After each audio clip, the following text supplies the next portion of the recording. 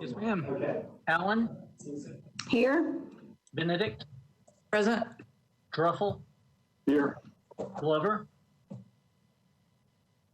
I know Councilman Glover is trying to get into the meeting. He's working with IT. Mendez, Here. Porterfield, Present. Roten, Here.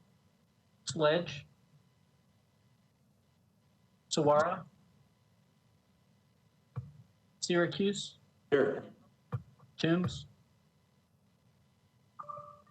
Here. Vercher, Young. Here. And that's 9 present, Chair. That is a quorum. All right, fantastic. I'm going to read the electronic meeting motion, and I'm going to need a motion in a second. Pursuant to Governor Lee's Executive Order number 71 regarding electronic meetings, I make a motion that this committee meeting agenda constitutes essential business of the Metropolitan Council, and that meeting electronically is necessary to protect the health, safety, and welfare of Tennesseans in light of the COVID-19 outbreak. So moved. Yes. It's been properly moved and seconded. Director Cooper, will you take the roll call vote, please? Yes, ma'am. Allen, Aye. Benedict, Aye. Druffel, Aye. Glover, Mendez, Aye. Porterfield, Aye. Roten, Aye.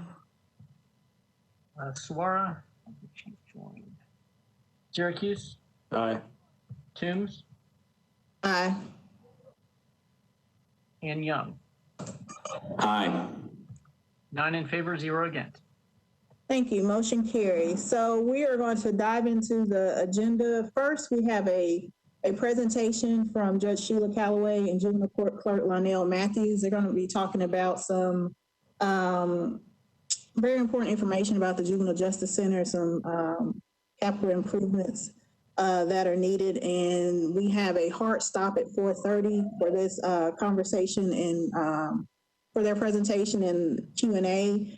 And Councilwoman Porterfield is going to facilitate the Q&A, but I'm going to turn it over to Mr. Matthews and Judge Calloway. Are y'all on? Yes. I'm sorry, but I'm just trying to make sure that my audio is now working. I just started hearing you, so I'm sorry to interrupt you there. No problem. Thank you, Chair. Yes, Madam Chair, thank you for the invitation. And Mr. Hurd, if you could give me permission to share my screen so that I could show a PowerPoint during our presentation.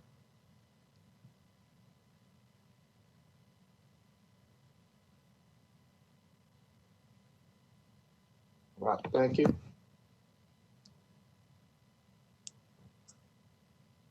Judge, is your audio good to go? Can you hear me? Yes. Okay. I am on here. Thank you, Council Lady Toombs, for allowing us the opportunity to present to the Budget and Finance Committee. We're happy to be here. Happy New Year to you all. Happy New Year. Happy New Year.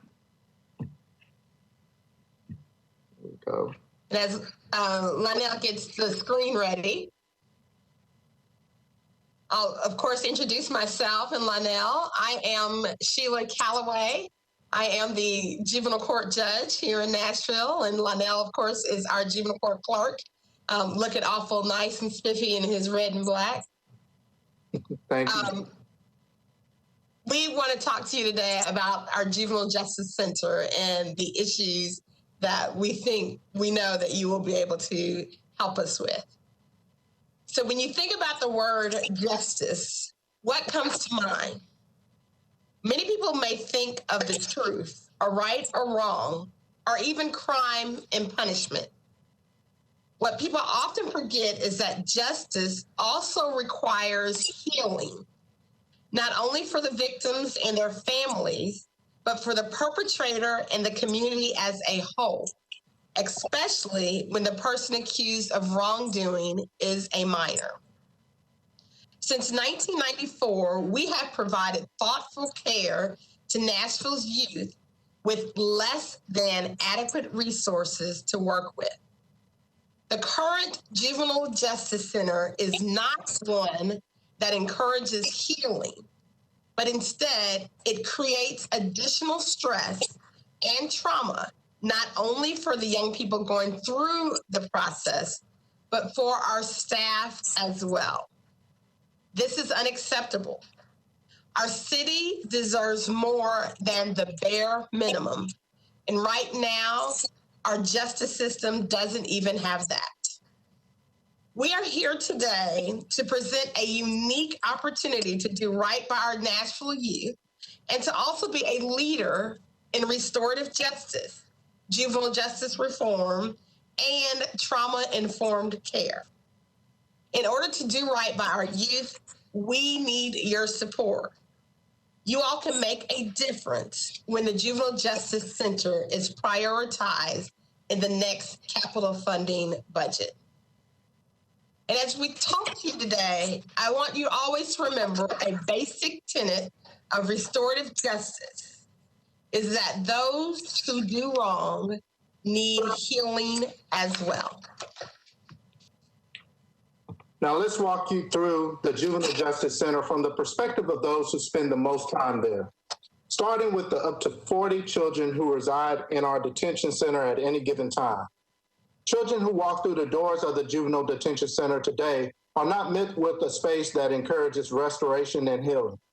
They are walking into a building that feels like a jail, even though they have not been convicted of a crime and are still awaiting a trial. Being in a jail-like environment informs the mentality of the kids. They feel like criminals from the start. In addition to functional and spacing issues at the Juvenile Justice Center, the 2010 flood caused a series of plumbing problems that continue through today. Let's take a look at it from the staff's perspective. Our staff work hard to create the right environment for these kids to work through their trauma, but they don't have the resources or the space to do so effectively. The space lacks private rooms for our staff and attorneys to meet with clients. They've had to turn closets into courtrooms. There isn't a private entrance for judges, and the lack of security combined with the criminalized mentality increases the likelihood of detainees escaping. As mentioned before, the juvenile justice system has been working through plumbing problems for more than 10 years, causing the entire building to smell like sewage and making the children and staff sick. One day, as our staff approached the building to begin the workday, they were greeted at the staff entrance by sewage flooding out of the door, as shown in this first picture. You also see here the sewage flooding at some of our office spaces in the Juvenile Justice Center. Ultimately, the employees dealing with the most trauma to help the city's most vulnerable have to do so in a terrible building that causes additional stress. What you're getting ready to view is what no employee should have to endure at their workplace. Juvenile court employee Jane Taylor, who works with our families, parents, and youth in recovery, said human waste has actually come up in the sink. It was awful and embarrassing to the family, and it became normal. What message are we sending to the families and communities that we serve? Latana Williams began her career at juvenile courts when she was 14 as an intern and has worked here for more than 40 years. She counts at least 5 times that the building was flooded. She notes that there is not enough space for all of the employees of juvenile court to be housed in one building, which causes a problem for parents. She also noted that our judge, that's me, is very big on education, and at the present time, the youth that are on a grade level are being taught with youth that are either on a higher grade level or lower grade levels in our detention center because they only have 2 classrooms. This does not allow for the youth to spend a lot of time with the instructor or teacher so that they can receive the education that they need for them to go out and be successful men and women. Now, Latana's office was infiltrated by a raw sewage explosion on August the 17th of 2020. She says, when I opened the door to start my morning, the hallway to my area was flooded, as you can see in that picture. Hazmat team had to come out. Part of the walls had to be torn down and replaced. Here are some more pictures of office flooding, showing where shop vacs have been brought in to provide temporary relief. And here you can also see the flooding that has infiltrated our boiler room. This next slide is deplorable. It literally shows human waste in the boiler room and in office space. And this next slide shows sewage in the carpet and in the ceiling area of the courtroom where I hold court. Now, finally, let's look at this from the community's perspective. Our current building was built in 1994, and it was already too small for our city's projection back then. Now, we are truly facing a potential disaster. Olin Winningham, a child support attorney, says sometimes you reach the point where you're paying more money for repairs, and you eventually have to say, well, are we throwing good money after bad? We are committed to moving forward, building a juvenile court center that adequately serves all of Nashville and is a unifying force for the community. We are seeing that we need a better return on investment with this government facility. From 2014 to 2020, the Juvenile Justice Center and Metro Student Attendance Center repairs have totaled over $1.6 million. At the end of 2020 alone, the estimate that we had spent for that year was $138,000. If we continue down this path in the next 5 years, that estimate could reach over $500,000, $690,000 to be exact. Now, Carlton Ross, another attorney who practices in Davidson County Juvenile Court, our staff works hard to create the right environment for the kids to work through their trauma, but they don't have the resources to do so effectively.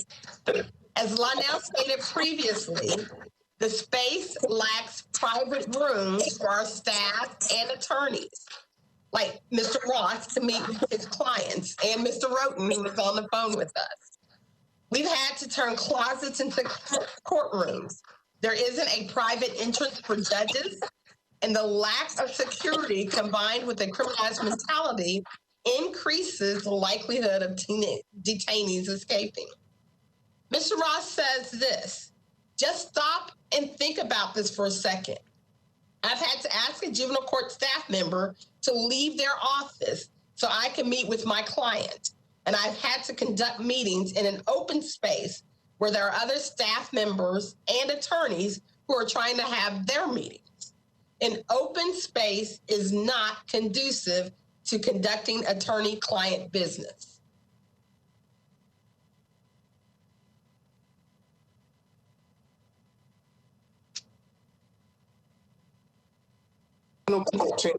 This is Stacy Miller. She's an assistant district attorney and the juvenile court team leader. She says that if we have more space in our court, we could provide so many needed services to children, staff, and community. Mental health programs, mediation spaces, space for defense attorneys to meet with clients to go over briefs, and respite programs for children who try to run away and need a safe place to go. She also says a new juvenile justice center should be a priority because our juveniles and the kids in our community are a priority. We have a really strong and supportive community. We need to extend that support to the youth and the young people in our community. A major issue with this space is that it lacks trauma-informed care. For the children, trauma-informed care calls for a change in organizational structure where an emphasis is placed on understanding, respecting, and appropriately responding to trauma at all levels. We have the opportunity to do great work in trauma-informed care for the city. Chances are you're already familiar with Cyntoia Brown Long's story. Cyntoia was arrested and brought to Nashville's JJC at 16 years old. She was incarcerated after being convicted of killing a man who solicited her for sex.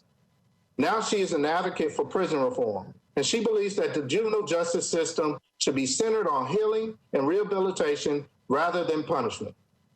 She said the goal of the Juvenile Justice Center should be to create a safe space where they can heal, they can talk about things, they can open up, they can be vulnerable with the people who are there to help them.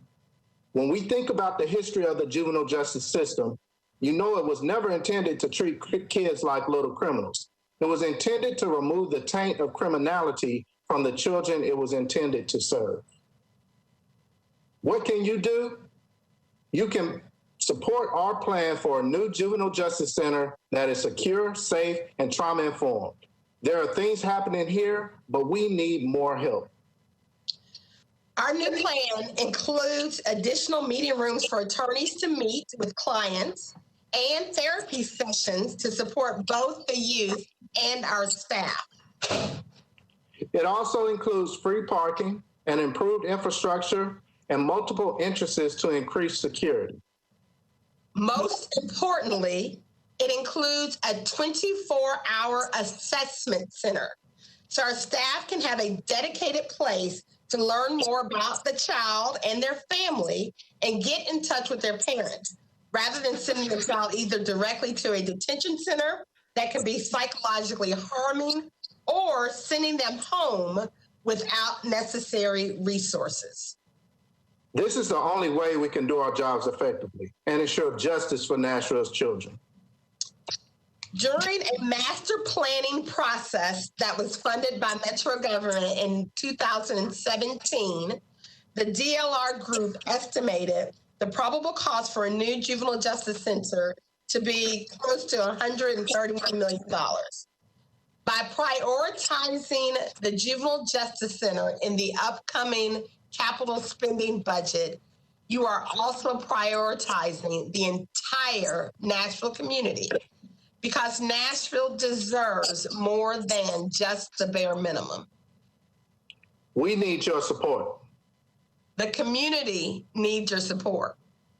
The children need your support. Thank you for your time and your support. We will answer any questions you might have at this time. Thank you. Thank you so very much, Clerk Matthews and Judge Calloway, for that very informative presentation. I'm sure that many people on the call were not aware of the conditions of our Juvenile Justice Center. The first hand that we have is Councilmember Allen. But before we get to Councilmember Allen, if there's someone from Metro Legal that could possibly answer this question, it would appear that the condition of the facility will be some type of OSHA or TOSHA violation, that we're having families, minors, as well as Metro employees working in such just a hazardous environment. So is there someone that can speak to that for us and just address if there are any, if we've noted any type of health violations? Madam Chair, this is Alex Dickerson with Metro Legal. I'll just point out that we will take a look at this. Obviously, there's all sorts of health and code violations that would come from something like this. I'd have to take some further research on it, but I will definitely get back to you and let you know our thoughts on that. Thank you. If you could present that to the information to the full council, or at least the budget committee, I would definitely appreciate it. Thank you so much. And with that, Councilmember Allen, you are recognized. We do have a hard stop at 4:30, so we have 10 minutes for Q&A. Thank you. I'll be quick. Y'all done a very convincing job, so I think there's no question this needs to be done, and we'll do everything we can to support it in the budget process. My question is, buildings should last longer than 30 years. They're a huge investment. And what can we do to ensure that we're not making the same mistakes again? I mean, somebody designed this to start with, and how did we do so many things wrong? And you know, is there someone that is at fault for all the plumbing issues that should be helping to pay for the damages that are being done there? So the more important question is, do you feel confident in this current master planning process that we're coming up with a 50-year building? Because you know, we shouldn't be doing this again in 30 years or less than 30 years. So talk a little bit about the master planning process, if you can, please. Absolutely. Thank you, Councilor Lady Allen. I will first and foremost say that General Services has done an outstanding job working with us and making sure that each and every time that we have an issue, they have been here literally night and day fixing things. I think they probably have a couple of people who are assigned to the building just to make sure that they're on top of all of the, when we have our leaks and all of the other things. I do know when they first built the building, unfortunately, it was an issue of finance, and it started off, I think most of the people in their articles from when it was first built in 1994 that state that the building was too small to begin with, and it wasn't adequately funded in order to do everything that it needed to do. The building process that we went through in 2017 that was funded by the Metro Council and the building study is a study that predicts what the building will need in several futures out. I can't remember exactly the date that they did an estimate for, but it is definitely not a building that would only last for 20 years, but it would be for longer. And part of the study was a study of crime and population in Nashville, and it followed, you know, what it would look like several years from now, and how many, you know, how much space we would need for a building then. Another part of the issue, and I know Scott Pucker is on here from the water company, can probably talk a little more about the piping. When the building was first built, it was a different type of piping that was used that has now, so someone described it to me like it was, and Lonnell, jump in anytime you want to correct me, that it was kind of like a cast iron kind of piping system. And that has, since it was placed in here, it has rotted, I guess. In 2010, when we had the flood, they were unfortunately not able to replace that piping then, which would have been perfect, but because of the limitations on what the FEMA funding could do, they could not replace it at that point. But now it's to a point where there are a lot of gaps in it. What General Services has said that they are going to be able to do is to put in grinders to help with things that go through the piping so that it doesn't get clogged like it has been in the past. And so with the grinders, that is a stopgap measure to eliminate some of the flooding. But I think Nancy will say, as she has said to us on many occasions, that it doesn't necessarily fix the whole problem, but that does stop some of the flooding that we've been having recently. You're spot on, Judge. Thank you, Councilmember. I'm learning about grinders. I'm learning. Thank you, Judge Calloway. Councilmember Allen, did that answer your question?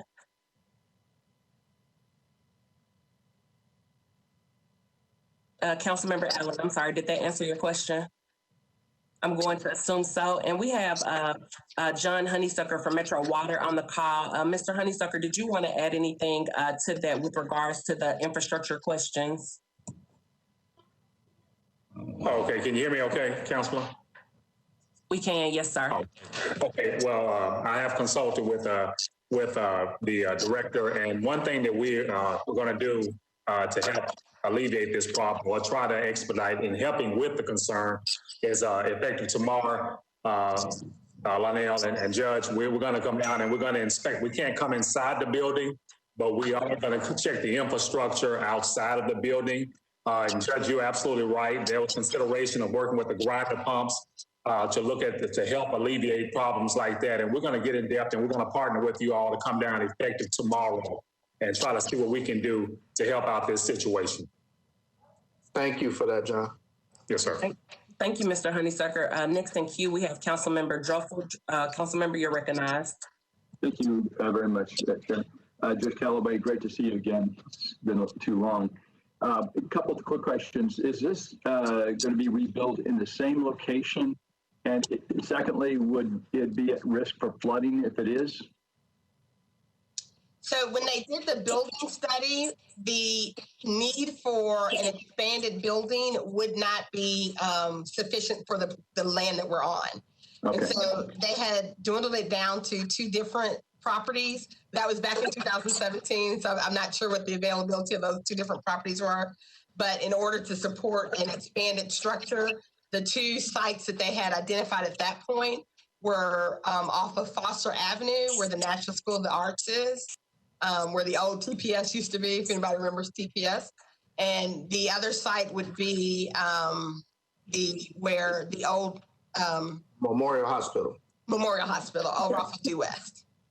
Those are the possibilities. Again, that was in 2017, so we're not sure where it would be now. Just a last follow-up question. Is that $130 million in 17 numbers, or is it this year numbers, or has it been set at today's numbers? That was the 2017 study. There has not been an additional look at those numbers. Okay, so when you do recommend, will that be in today's numbers, do you think?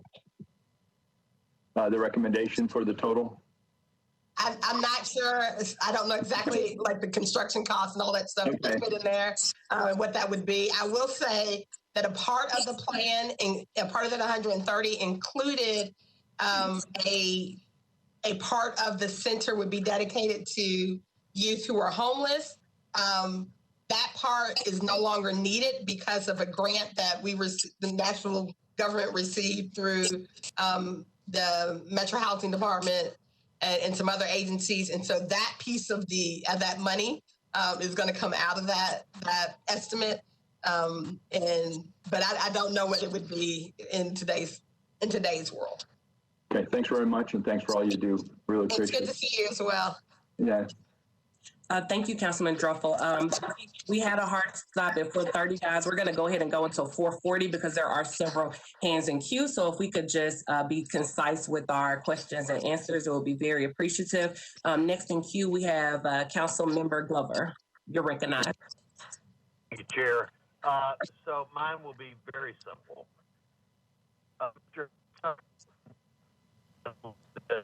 You also see what typing looked like in 1971 when McGavick High School was built, because of the number of traffic that occurred there. So I'd like to understand what the difference in 1972 versus 1994 was on this particular building. Thank you, Chair. Could you repeat the first part of that question, Councilman? You were breaking up a little bit. The first part of the question is, I would like Mr. Honeysucker, when the water department is out there, to give me a comparison of McGavick High School, which was built in 1971, began taking students in 72, has thousands going through there. What kind of piping was used there versus what kind of piping was used in 1994 for the Juvenile Justice Center? Thank you for that. Thank you. Thank you so very much, Councilman Glover. Next in queue, we have Councilmember Broughton. You're recognized. Thank you, Madam Vice Chair. Lonnell and Sheila, Judge Callaway, Carlton Matthews. So I just want to say thank you for coming and saying this. If y'all don't know, I am an attorney down at juvenile court. I'm a guardian ad litem for about 40 kids down there, and so I'm there several times a week. I always joke that we spend hundreds of millions of dollars for adults to play a kid's game right next door, but we won't spend any money to keep kids out of what I consider a very adult system, in the future. So I think it's the one issue I wanted to bring up that a lot of y'all don't think about. The courtrooms in this building are so small that within the last couple of months, we couldn't even have adjudications or trial because of the distance requirements in the courtrooms. We'd have 3 or 4 attorneys, and our clients, we couldn't all fit in the courtroom because we couldn't separate. And so we just had to cancel the adjudication. So this means the children are staying in foster care longer. The parents are not seeing their kids as quickly as they should be. We can't get into court to get things done. I mean, it's really bad, y'all. And I'm not saying this. I'm being serious with you here. And so I'm going to shut up because it seems self-serving because I work there a lot. But you would never, if you knew someone who had their child and their mother and father or grandparents in this building, and you saw what happens down there, you would say, okay, we need to do something. So that's all I'm saying. Thank you. Thank you for sharing that perspective, Councilmember Roten. Is very appreciated. We do have about 9 more minutes, and right now we have a few more hands in queue. Councilmember Bircher, you're recognized. Thank you so much, and thank you, Judge and Clerk Matthews, for being here and that presentation. My question is, with the 26-year-old building, before today, what inspections occurred and what maintenance occurred by the Metro Water Department? And I would like to thank the Water Department sense of urgency due to this presentation, but it is really alarming that not only do we have staff in those building conditions, but we also have children and families in that building condition too. And now, Judge, I know you were elected in 2014. So, and I know you worked extensively with general services. Has there been any coordination with the other departments as it relates to some type of remedy before you get a new building? My concern is this: is that as a body, we've modified our capital spending process. So I don't know how all of this is going to play out for you guys. But short term, we need to make sure that we can at least get you guys in better building conditions if we can't resolve the matter of space immediately. Council lady, that's very appreciated. I will say that most of the maintenance that has been done up to this point has been quarterbacked by general services. And so they have coordinated any work from other agencies or departments that have come in. They have given us a list. General services has provided a list of the maintenance projects that they have done at the building, and we can make that available to this committee and the entire council. Okay, thank you so much. Thank you, Councilmember Bircher. Next, we have Councilmember Van Rees. You're recognized. Thank you very much. I know that it was mentioned earlier that in 2017, the old memorial site of the US Towers, as it's called now, was something that Metro was looking at. And a lot has changed in the last 3 years. And I know that that's kind of turned more into a residential commercial property. But District 8 is still very much interested in trying to help find a home, and will continue to work with Councilmember Beck in the state of Tennessee to see if we can find some sort of collaborative opportunities on Hart Lane next to TBI. I think that that's an ideal location personally, and I'm wanting to try to figure out ways to do that. I also wanted to piggyback a little bit on what was just said regarding timelines. We all know that a great idea, fully funded, everybody's on board with, you've got designs ready and everything, is still 18 months away. So if we say yes now, it's 3 years before kids are in a new building. And so making sure that on top of the request for a better future, we need to resolve the situation to the best of our ability in the interim. So please make sure that both of those issues are fully outlined through this process. Thank you. Thank you for that, Council Lady Van Rees.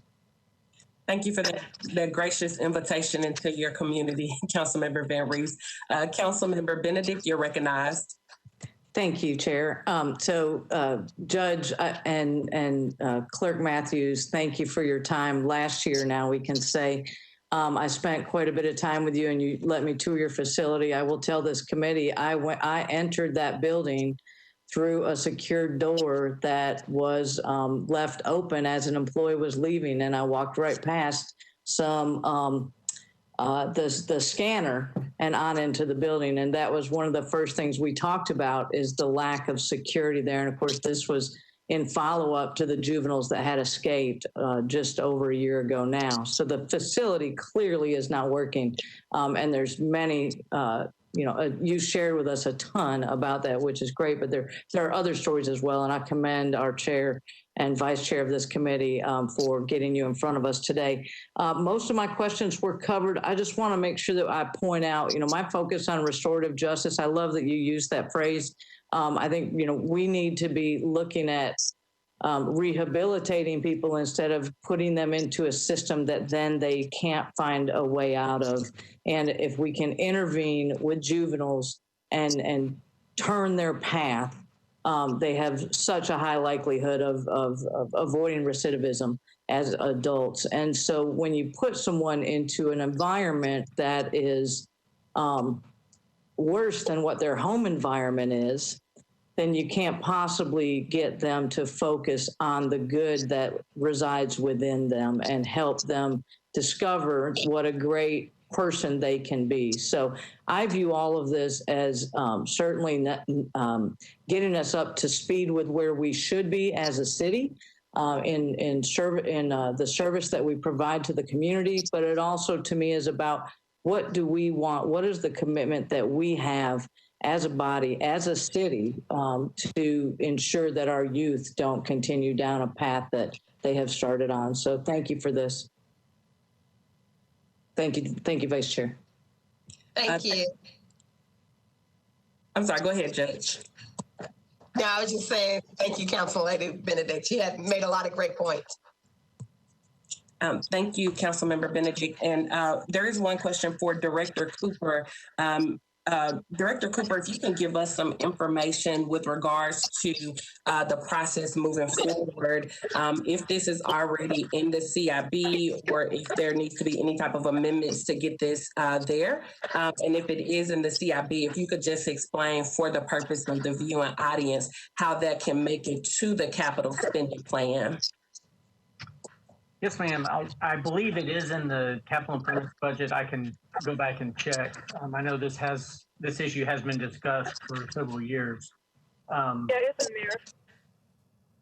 So the first step would be funding probably the planning phase of the building, at least, the architect and engineering, get that done. And that could be done in the next capital spending plan. Since it's already in the capital improvements budget. Thank you, Director. Do we have anyone from General Services on the call? We do. We have Mike Leonard, Assistant Director with Design and Construction, and Randall Jones with our Operations Group. Thank you so much. Can you speak to us about the status and the next steps, please? In general, I would like to follow up more detail later. The statements were correct. I do know that there is a dollar number in the CIB, and at this point, I think the location was a decision that needs to be vetted out further. I don't have any other detailed updates actually at this time, but like I said, we would be happy to regroup and follow up with this committee on that question. Okay, thank you so very much. And I do not see any other hands in queue. I'm scrolling through the list. So that will wrap up this portion of our presentation, this portion of the budget meeting. So thank you again to our clerk, Lonnell Matthews, and to Judge Sheila Calloway. Thank you so much for what you all do to serve our city and to serve the youth of our city. And thank you for this very, very informative presentation. We will now move into our budget meeting. So if you do have your agenda in front of you, we do have 9 items on the consent agenda today. We have RS 2021-701, RS 2021-703, RS 2021-704, RS 2021-705, RS 2021-707, RS 2021-708, RS 2021-710, BL 2020-584, BL 2020-585. I'm going to go ahead and read the captions on those, but before I read the captions, if anyone that has anything that they would like bumped from the agenda, please let me know. And Councilmember Soror, I see your hand, so you are recognized. Thank you, Chair. I don't need anything bumped, but I just wanted to say I was not here when it was called, and I want you and Director Cooper to know that I'm on the call.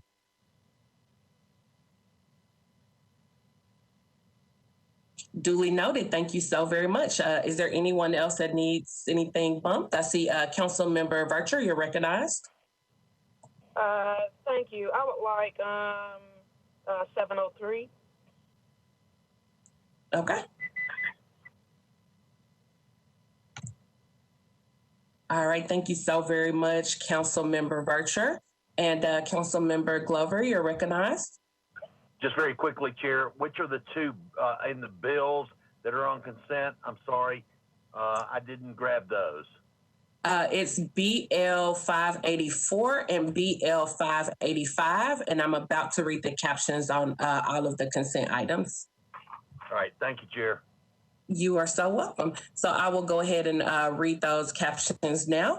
RS 2021-701 Toombs and Soror approves a grant from the Tennessee Emergency Management Agency to the Metro Department of Finance to provide public assistance pursuant to Presidential Disaster Declaration for costs incurred for severe storms, tornadoes, straight line winds, and flooding on March 3rd, 2020. 703 was bumped, so I'm going to skip that. RS 2021-704, Toombs, Taylor, Hurt, and Soror appropriates grant funds from the Cities of Financial Empowerment Fund, Inc. to the Metro Action Commission to support a Summer Jobs Connect program to provide banking access and financial empowerment training to participants. RS 2021-705, Toombs, Taylor, Hurt, Soror, Styles approves an amendment to a grant appropriation from the Tennessee Department of Human Services to the Metro Action Commission for a community services block grant to provide a range of services designed to assist low-income and homeless individuals achieve self-sufficiency. RS 2021-707, Toombs, Taylor, Soror, Styles approves a memorandum of agreement between the Metro Development of Housing Agency and the Metro Social Services Commission to utilize funds to provide essential staffing and equipment to expand the homeless management information system. RS 2021-708, Toombs, Taylor, Soror, and Styles approves a Coronavirus Aid Relief and Economic Security Act grant from the Greater Nashville Regional Council to Metro Social Services Commission to provide meals that meet RDA nutritional guidelines to eligible seniors. RS 2021-710, Toombs, Van Rees, and Hancock approves an in-kind grant from the Centennial Park Conservancy to the Metro Nashville Parks and Recreation Department for the purchase and installation of track lighting in the Parthenon Art Gallery. BL 2020-534 Druffel amends the debt management policy for Metro government to place a cap on the percentage of budgeted revenues devoted to debt service and amending section 5.04.110 to require a quarterly debt report from the Director of Finance. And we do have a letter to defer that to the first meeting in February. So that one's not on consent. My apologies. That one's not on consent, you all. BL 2020-584 Toombs, Welsh, Hurt, Van Rees, and Styles approves an amendment to a contract between the Metro Tourism and Convention Commission and the Nashville Convention of Visitors Bureau to provide tourism and convention sales and marketing services. BL 2020-585, Parker, Toombs, and Murphy approves a lease agreement between Metro Government and Pet Community Center for the office space at 943-B Dr. Richard G. Adams Drive. Those are all of the items that we have on the consent agenda. Does anyone have anything else that needs to be bumped? Councilmember Vercher, is that an old hand or do you have something else? No, Chair, I missed. If we could bump BL 584. 584, okay. And Councilman Glover, is that a new hand, Councilman Glover?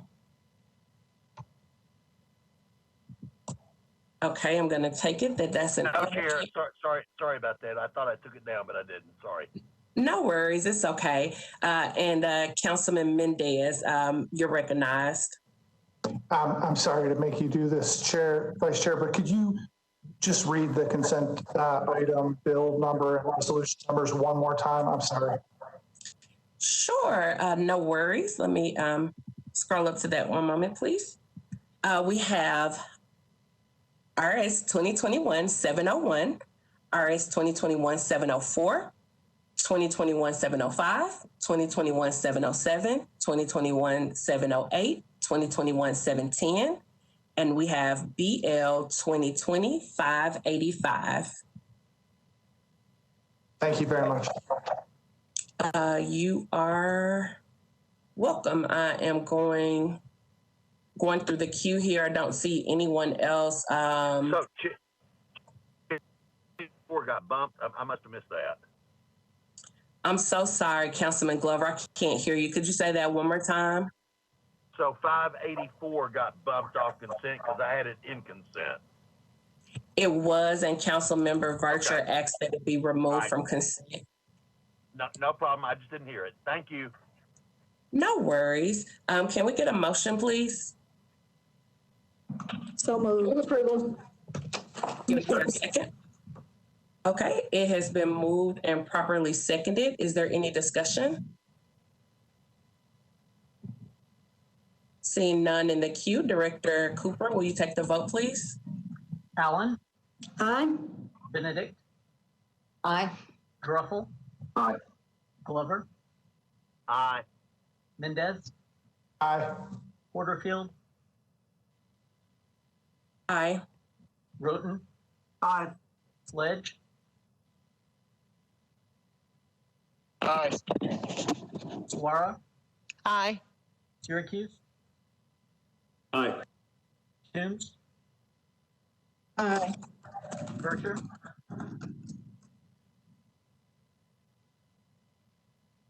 Councilmember Vercher? Young? Aye. 10 in favor, 0 against. I was trying to say aye. Okay, I've got it noted. 11 in favor, 0 against. Thank you so very much. The consent agenda passes, and I'll be taking the two items that Councilmember Toombs has sponsored, and then Councilmember Toombs will be taking over the rest of the meeting. So I believe that the Councilmember Toombs, is that RS 2021-699 is? No, they're later in the agenda. Okay, well, I will turn it over to you, Councilmember Toombs, and then I'll take over for those two items. Okay, thank you, Councilwoman Porterfield. Next on the agenda is Resolution 2021-699, Toombs, authorizes the issuance, sale, and payment of general obligation refunding bonds in multiple series in an aggregate principal amount of not to exceed $641 million. Can I get a motion? So moved. Second. It's been properly moved and seconded. Is there someone from finance that can talk about this resolution?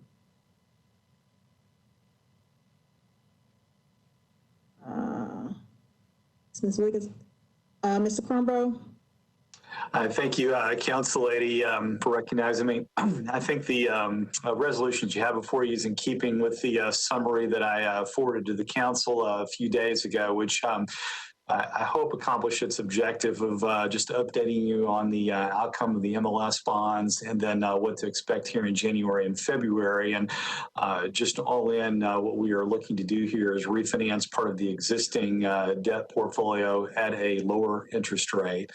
So that'll be part one. And then part two is simply to renew our commercial paper program, which I believe, most everyone on this committee is familiar with, but generally that supports our capital spending projects. And just as a matter of clarity here, this does not authorize any new spending. It simply takes the spending that has happened and is accumulated in our commercial paper, converts that to bonds, and then resets now for future capital spending, all of which will need to be approved by the administration, and of course, this committee, the council, and so forth. And so that's the overview of what this really pertains to. And I'll be glad to take a couple of questions here in a moment. But before I do that, I want to introduce all of you here to our new Metro Treasurer, Michelle Bosch. I think all of you will recall a few months ago when she joined the finance department, we'd sent around her bio and said that she would be, making her way to introduce to all of you.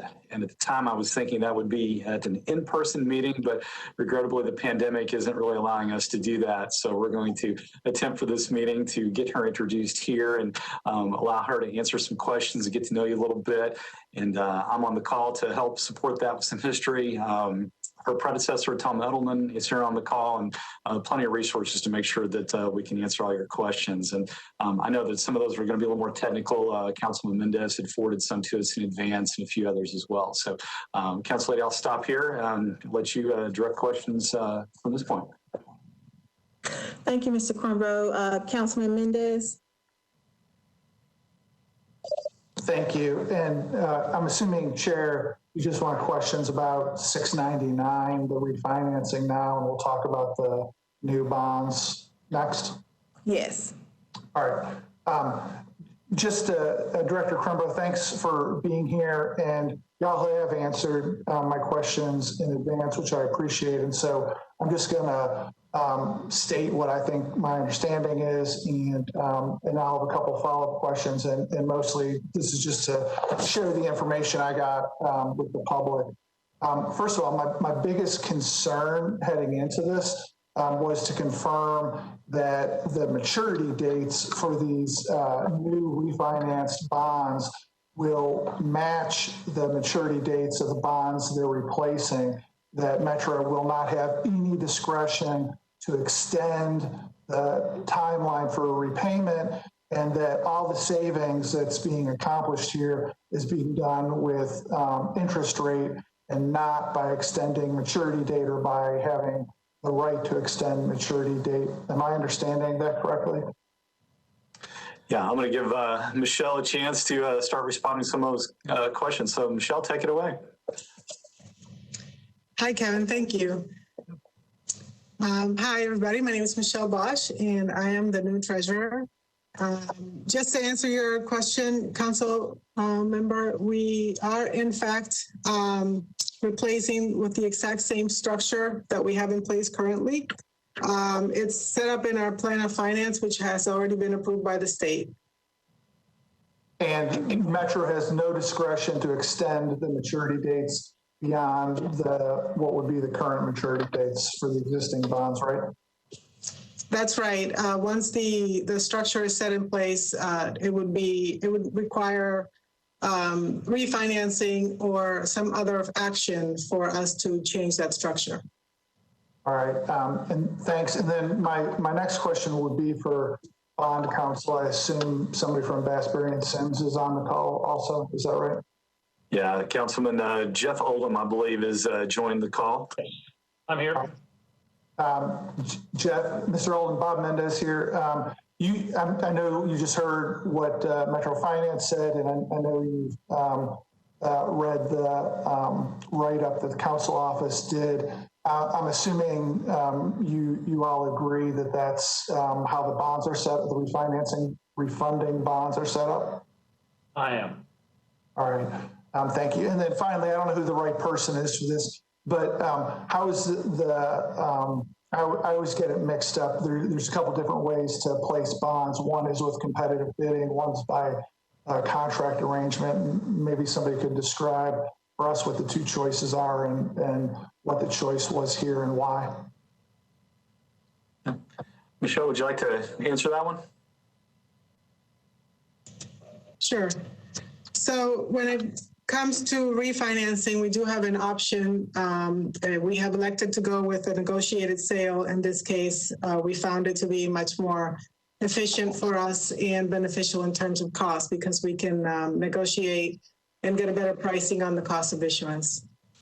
Can you, just for folks who might be less familiar, describe what the other choice is?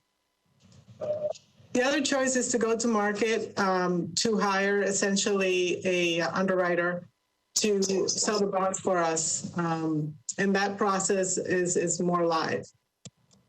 And you all looked at both options and thought this was a better choice for this insurance? Yes. All right, thanks. Chair, that's all the questions I have at this time. Okay, next, Councilwoman Swara and then Councilman Glover. Thank you, Chair. I think Councilmember Mendez asked about the maturity, which is one of the questions that I had. So I'm glad to know that. The other question that I have is, how long does it typically take for this transaction to be completed? I ask because we still have about 6 months left in this fiscal year, and I know that the details that we have look at the savings going forward from FY22. And so is there any possibility of saving any interest, which is already in our budget for this current budget season, depending on when we close on this transaction? So how long does it typically take? Is there something that we have 6 months that we could actually have savings on interest for this fiscal year or not? Thank you. So hi there. I'll answer that one. Usually to issue debt such as this one, it typically takes a municipality around 90 days, particularly because there are a lot of legal documents that have to be negotiated back and forth. Having said that, Metro pays their interest payments twice a year. So we just recently paid the January debt service, and then we are scheduled to pay the next set of debt service along with principal and interest on July 1st. Because of the schedule of timing and the delays that we had due to the referendum last year, we were unable to include cost savings for the January 1st or this week's debt service payments.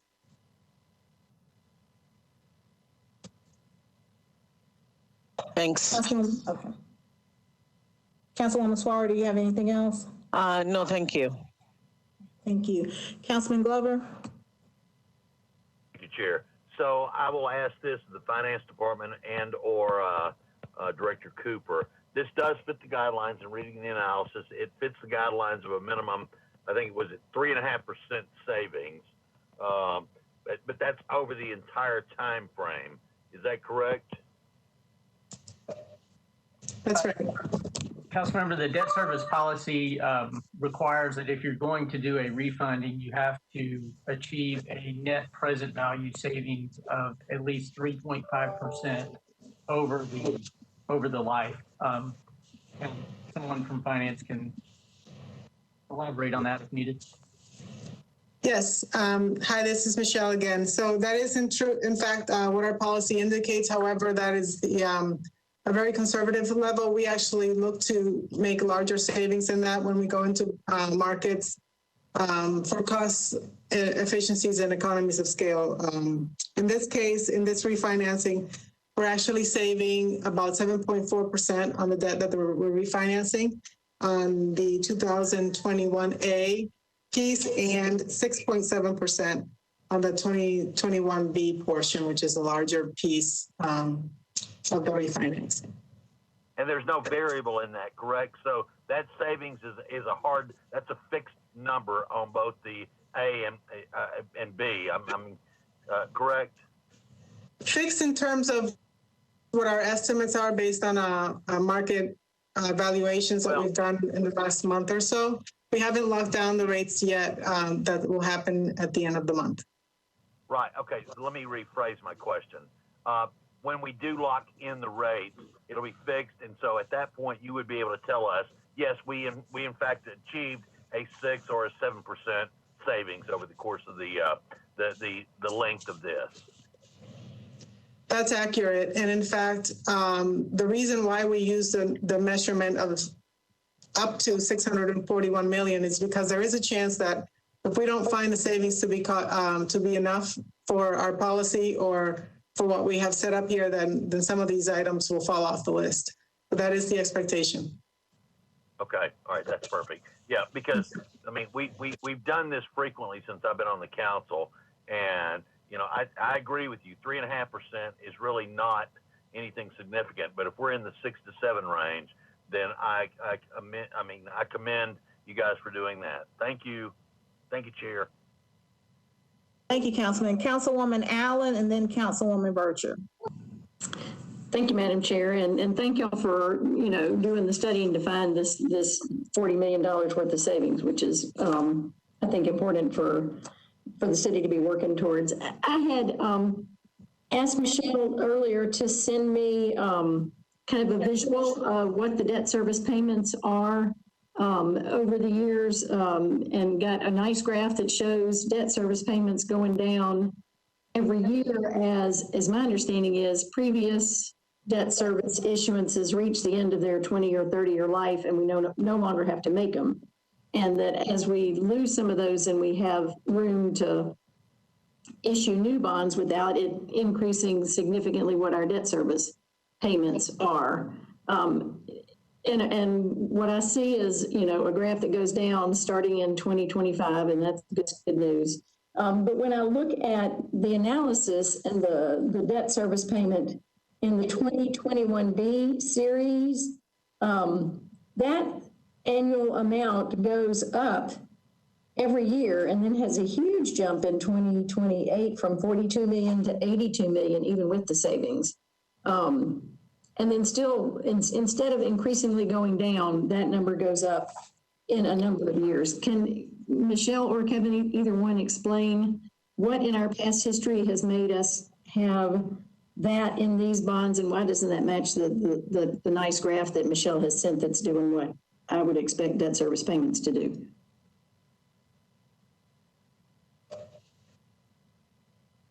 Kevin, I'll answer that unless you prefer to jump in.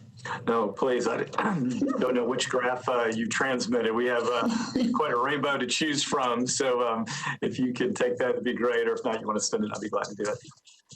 Okay. So, and you'll have to bear with me, right? I've been here all 4 months. But from what I understand it and looking at our history, it looks like back in 2010, due to the Great Recession, there was a setup or a modification to the debt structure, where traditionally, since then, we've done level debt payments, where you would imagine, as you described, level debt service every single year until you pay off the debt. In that year, in 2010, there was what they call a scoop and toss structure, where they took out debt that was, I believe, between 2010 and 2012, and literally threw it down the curve 10, 15 years. And that's what you're looking at there, that bump in higher debt service in the 2020s. It's essentially a product of that restructuring that was done in 2010. Since then, the structure has been level debt, and so it does look a little bit wonky, but it's basically that's the result of what we did in 2010. I believe that was to save Metro from the hardship of the recession. Thank you. Yeah, and it clearly was a good strategy at the time. So I respect the decisions that were made to get us there. So, and that looks like it continues all the way through 2033 before things don't go up in any given year. But your graph, which only you and I know about, apparently, doesn't show that kind of upward trend anywhere. Is that because this is just a small portion of our overall debt service, or? That's absolutely right. Okay. You're absolutely right. That's just a very small portion of, $3 billion debt portfolio. Gotcha. Okay. So in general, we will begin to be paying less in debt service beginning, it looks like 2025 or 2026. And so then issuing new bonds will not increase our our annual debt service payments, which is as it ought to be. Is that a true statement? Can you rephrase the question?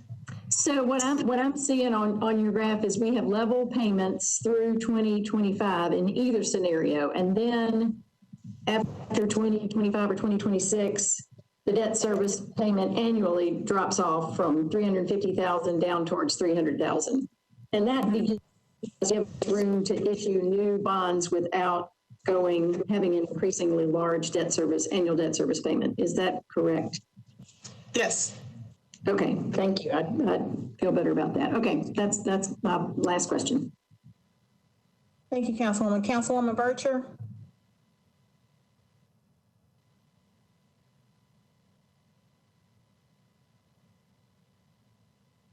Councilwoman Bircher? Thank you, Chair. Can you hear me? Yes, I can hear you. Okay. Welcome aboard, Michelle. These are taxable, correct? So it's a mixture. We're doing a tax exempt piece that's about 142 million. And then we're doing the remainder 497 million. It's going to be taxable. Okay, thank you so much. That was my question. Thank you so much. Chair, that was my only question, those amounts. Okay. All right. Councilman Mendez? Thanks. I just wanted to reiterate a point that Councilmember Allen made in her last comment question. When she was talking about payments going down in 2025, 2026, we should be clear that's based on current bonds that are currently issued. Whether it's a transit plan or sidewalks or a whole bunch of stuff, like maybe a big hole on 2nd Avenue North. The chart is just about, that you're talking about is just about existing bonds. And one would expect that it may be more important to look at the percent of debt service as the overall budget, as opposed to just a gross amount of debt. And so it is, I think to me, the broader point is that we start finally getting over the hump of the 2010 to 2012 refinancing by the time we get to about 2025. But by then we will have issued new bonds for just the needs of growing city. And in fact, the number may well be higher than 350 at the time, depending on market conditions for bonds and what we need to do with 2nd Avenue and what we need to do for everything else, transit, et cetera. There's nothing magic about the number. I think the best practices focus on a variety of factors, including debt as a percent of the overall budget. And I know that was all thoroughly baked into the question and the comment from Councilmember Allen, but I thought it might be worth for people who are viewing to spell that out a little more specifically. Thank you. Thank you, Councilman. Councilwoman Allen, your hand is still up. Do you have additional questions or comments? No, I'm good. I will take the hand down. All right. I do not see any other hands. Council Lady, this is Director Crumbo. Could I be recognized one more time? Go ahead. Great. So a question I really thought would come up here today that hasn't, I think it's just a piece of good news to share in the midst of so many things that have happened in the year that's just passed us, and that's that to bring around a bond issue like this, we actually have to have our bonds rated by rating agencies, and particularly Standard & Poor's, Moody's, Fitch on occasion. And in this instance, Standard & Poor's has already issued their rating on these bonds.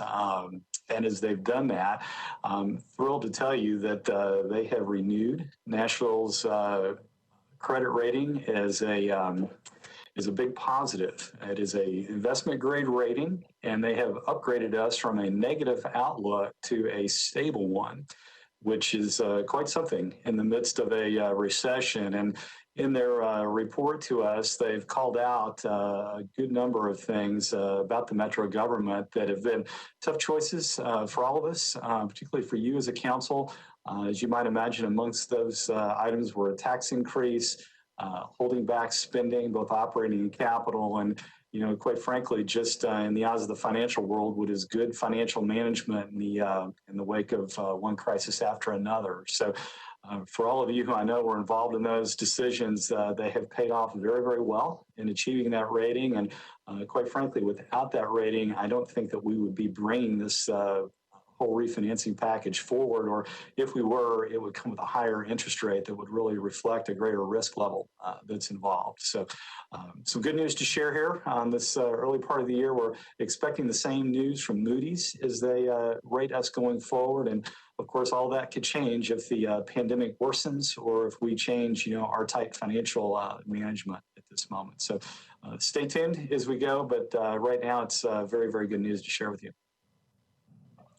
Thank you for that information, Director Crumbrough, and thank you, Ms. Bosch, for answering our questions, and welcome. I don't see any other hands in the queue. So Director Cooper, will you take the roll call vote, please? Yes, ma'am. Allen? Aye. Benedict? Aye. Gruffel? Aye. Glover? Aye. Mendez? Aye. Porterfield? Aye. Roten? Aye. Ledge? Aye. Suara?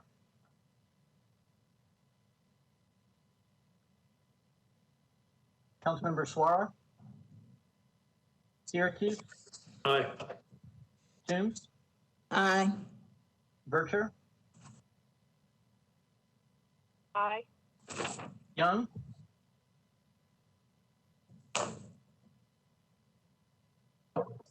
Councilmember Young? 9 in favor, 0 against. Suara is aye too, please. Okay, 10 in favor. I'm an aye as well. My apologies. 11. Thank you.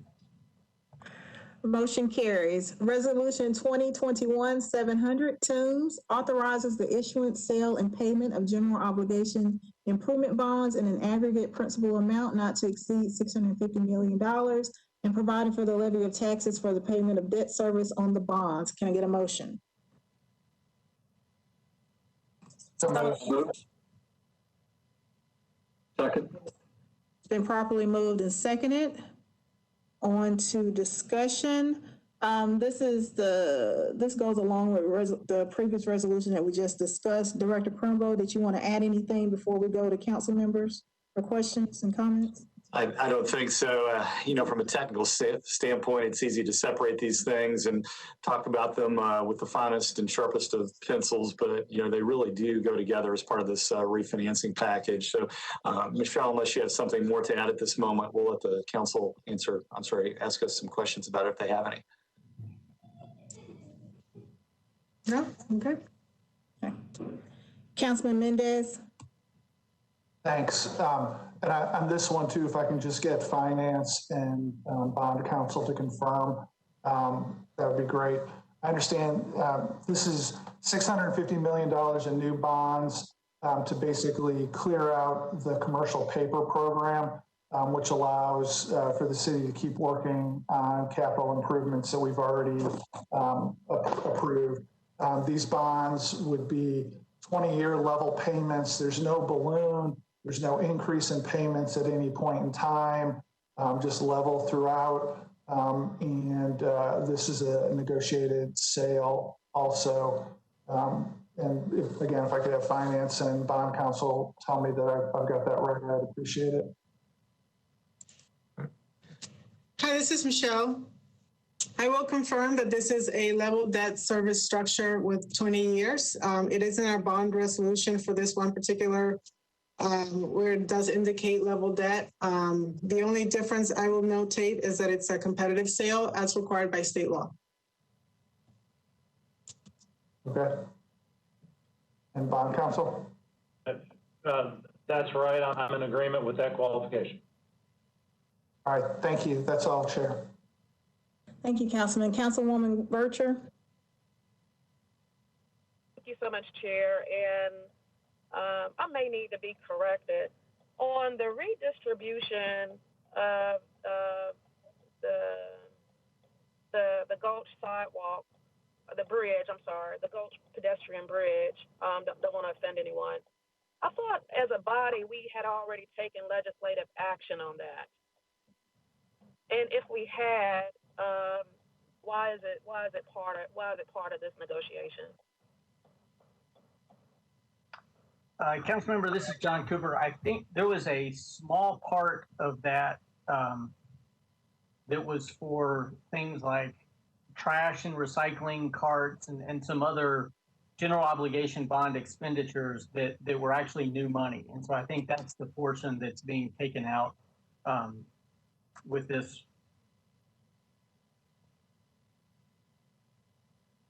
Okay. It's a very, very small portion, like just several $100,000, I think.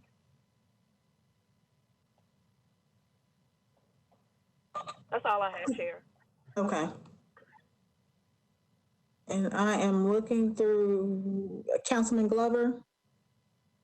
Thank you, Chair. All right, so at this point, once when these are issued, if this passes, then at that point, we have nothing else outstanding until it comes back to the council on approving any more spending, et cetera. I just want to make sure I'm very clear and that we're all very clear on that, because we've got to quit spending right now. While we pat ourselves on the back, that's wonderful, but the tax increase and everything else we've had, people can't take any more of it. So I just want to make sure that this is taking care of what was already out there. There's nothing on the horizon until it all comes back to the council, and there is nothing in our sight on that right now, but if that question makes sense. But Councilmember, this is John Cooper. Yes, all new spending, all new capital projects would have to be approved by the council as part of an initial general obligation bond resolution before any spending could be done. Okay, but let me take it one step further, if you wouldn't mind, Mr. Cooper. Not even on commercial paper could we do something at this point without the council approving additional spending. Is that correct or is incorrect? Commercial paper could be used for any project that has been previously approved. Approved. Yes. Right. But nothing, but as of this point, unless it's been previously approved, no new money, no new debt. That's correct. All right. Thank you, sir. Thank you, Chair. Councilman Mendez, did you have an additional question or comment? Yeah, thank you. I guess I want to make sure I understand from Director Cooper the response to the Glover's question. I thought that I'm under the impression that there might be literally hundreds of millions of dollars worth of fully approved projects from capital spending plans that haven't been done yet. And anything like that, commercial paper could be used for any of those without further council approval. Yes, that's my understanding. Bond counsel can correct me if Mr. Oldham wants to weigh in. That you're right. All right. So, and maybe I'm saying the same thing as Councilman Glover, but my impression is that there's probably not, at least not, somewhere in the 9 figures worth of projects that can go forward with the commercial paper being cleared out. Thank you. Yeah, I don't know the total, but for whatever capital spending plans that have been approved with authorized projects, any of those would be eligible for use of commercial paper. Councilman Glover? Yes, and let me clarify, if I may, to where we can hopefully all stay on the same page here. And I don't know if I direct this to you, Chair, or to Mr. Cooper, so I'll say it, and then you guys tell me which way you want to answer. What this does, while there are literally, I mean, I know there are millions of dollars worth of projects that have already been approved. What this does is it doesn't allow anything past what's already been approved, number one. Number two, it's my understanding as I look through the forecast, et cetera, that we've already forecast out what the debt payment, estimated debt payments would be on all of these projects that were already approved by the council or previous councils. Am I missing something or not missing anything on that? Those are both correct statements. Okay. So if I didn't say it clearly, I apologize, but that's really, so there's nothing that we don't already know about in our forecasting, and therefore we have now a very clear picture as to what the future will look like, and we can sit down and have rational conversations about what debt service, what revenue, and other things should be as we move forward. Thank you, Chair. You're welcome, Councilman. Councilwoman Allen? Thank you, Madam Chair. Just a further clarification on this. Do we have anywhere a list that shows the capital spending plans that we have approved in past years, and which of those have already been spent and paid and we're through with, and which ones still have projects outstanding, and what the estimated amount of money outstanding is? Does that list exist anywhere, or could it? Yeah, Councilor, this is Director Crumbo. I believe that information is posted to our website. And as I sit here at this moment, I'm hopeful that that is on the public portion and not just one of our internal databases that's coming to mind, but I believe it is there. If it is not, I'll be glad to, provide the information that we have. There's, of course, a full accounting of capital spending going back, some number of years now. One of the things that would probably bear mentioning here is that there is not a direct correlation between a capital spending project and a specific draw on commercial paper. And if you think of it as if a capital spending plan were approved, let's say, a decade ago, and it's got some tails that linger today, we probably have borrowed commercial paper at some point in that trail. We have converted it to bonds to get the projects alive and either as continuing as it was intended or being updated or maintained in some way, so there's new financing there. So I'd hate for anyone to walk away from this discussion and feel like there's a correlation directly from draw all the way to the bonding and so forth. But in terms of trying to reconcile, if you will, the CIB, which of course, precedes the CSP, and then look at the CSPs that are outstanding, there is, a working list of those. And much like when we were teasing earlier about the number of debt schedules that are available, there's a number of views on capital spending depending on which category. So if it would work for you, I'd be glad to get in touch with you one-on-one, or if there's some specific request to the council that isn't already on our website, we can meet that for you. Okay, that'd be great. I'll check and see what's out there. Thank you. You're welcome.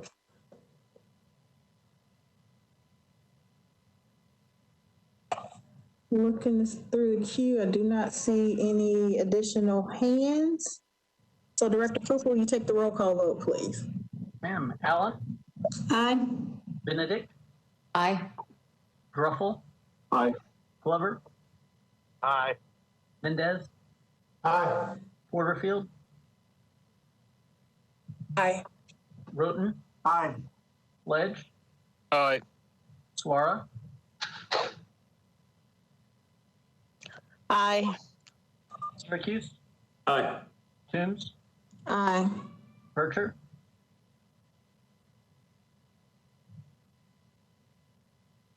Councilmember Vercher?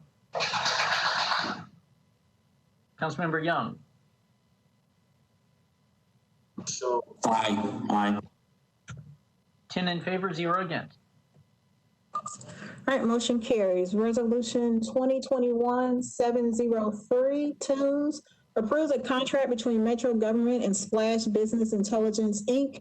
to provide support, maintenance, and technical development services for the Splash BI and GL Connects reporting solution within R12 for Metro Government. Can I get a motion? So moved. It's been properly moved and seconded. Is there any discussion? I believe this is one Councilwoman Berger pulled off of consent. She may have lost her connection because I don't see her name.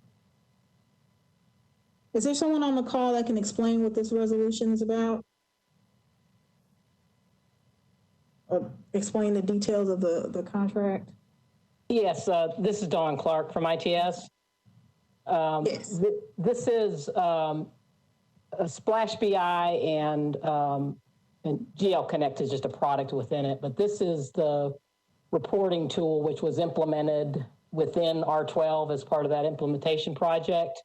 There is a separate vendor that provides kind of the support and maintenance of the annual support for those products, as well as the opportunity for kind of report development assistance, consulting assistance, some DBA support through kind of managed services in that contract. And due to the tight finances, we've only been up to this point been using the annual support of it. We haven't really delved into the managed services because we just don't have the budget for it. But that's what this contract is for. And there was a memo that I sent to the council that kind of gave kind of the nitty-gritty details. But in essence, this reporting solution is embedded within the enterprise-wide system.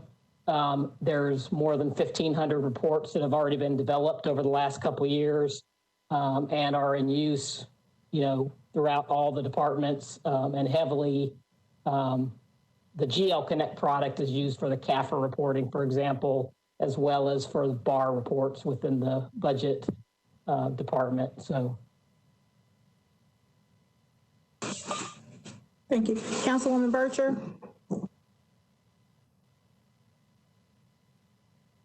Thank you so much, Chair.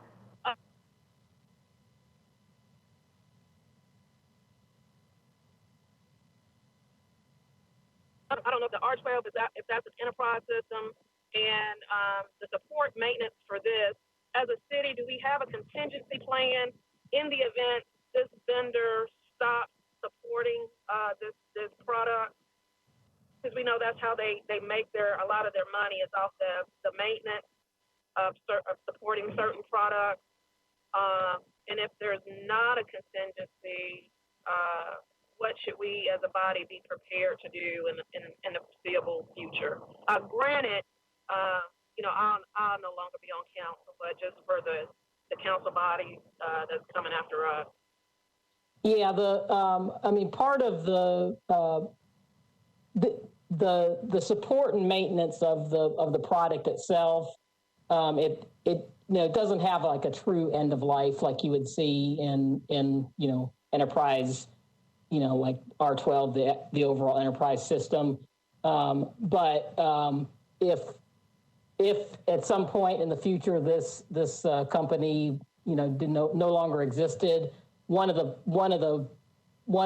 things that we've done over the last couple of years has been to train up through knowledge transfer and a lot of training sessions, 3 resources within ITS that are able to develop and support, and so that would be what we would do to support it. Now, if we got word that this company was going out of business and the product wasn't bought out by somebody else, then there are other reporting solutions, and with sufficient notice, we would have to go down that path. But this is this is, used really extensively within this product. As a matter, it's seamless within the product itself. That's one of the reasons that we selected it, and because it just embeds within the kind of the standard as well as custom report. So. Okay, thank you so much. That was my only question, Chair. Okay. All right, I'm looking through the queue. I do not see any other hands. Director Cooper, will you take the roll call vote, please? Allen? Aye. Benedict? Aye. Truffle? Aye. Glover? Aye. Mendez? Aye. Porterfield? Aye. Roten? Aye. Sledge? Aye. Suara? Aye. Syracuse? Aye. Toombs? Aye. Vercher? Aye. Young? Aye. 11-4-0 against. Motion carries. We're on to bills on second reading. Bill 2020-534, Druffel amends the debt management policy for Metro government to place a cap on the percentage of budgeted revenues devoted to debt service and amending section 5.04.110 to require a quarterly debt report from the Director of Finance. Can I get a motion? So moved. Second. Been properly moved and seconded. Is Councilman Druffel on the call? Yeah, thanks, Chair. I'd like to defer this to the first meeting in February. Had the chance to meet with some folks at the State Controller's Office and work with Kevin Carumba on the changing much of the language, taking the debt cap away, but putting some benchmarks and some language that would really go a long ways to answer some of the questions we were asking earlier on some of the bonds, to get to the point of when we make the decisions on the projects approved. So I move that we defer to the first meeting in February. All right, is there a second? Second. Second. All right, it's been moved that we defer to the first meeting in February. Is there any discussion on the deferral motion? Councilman Mendez. Yes, thanks. I don't know whether it's the sponsor or finance, who the right person is for this question. But I mean, just being perfectly honest, I put a couple dozen hours into this topic just a few years ago. And if there's any way to get me in the loop short of waiting for an amendments package, I'd really appreciate that. I don't know the most effective way to do that, but either finance or the sponsor, if there's some way that I could be in the loop on this, I would appreciate it without waiting for the amendments package for February 1st. Yeah, Chair, could I answer that? Yes. Yeah, Mr. Mendez, that's exactly right. Mr. Crumbo and I talked about how to include those through him in the right fashion. So we're going to try to make that work and doing it the right way. So yeah, you're absolutely right. I'd like to make sure that number one, we add value, but that everybody has a good understanding when it comes out. I really appreciate that. Thank you.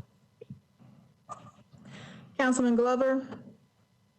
Chair, I, along in the same vein, to the sponsor or whoever, would like to be involved. I've had numerous conversations over the many years here, and this is something that we keep talking about. We keep hitting it, but not actually getting it finished. And this is something that's absolutely critical on our debt. And so not only just the reporting, but understanding and forecasting, which was why I was asking so many questions earlier that I was asking. So therefore, I would certainly like to be in the loop on that. And if I can, Director Cooper, this has to be amended on second reading.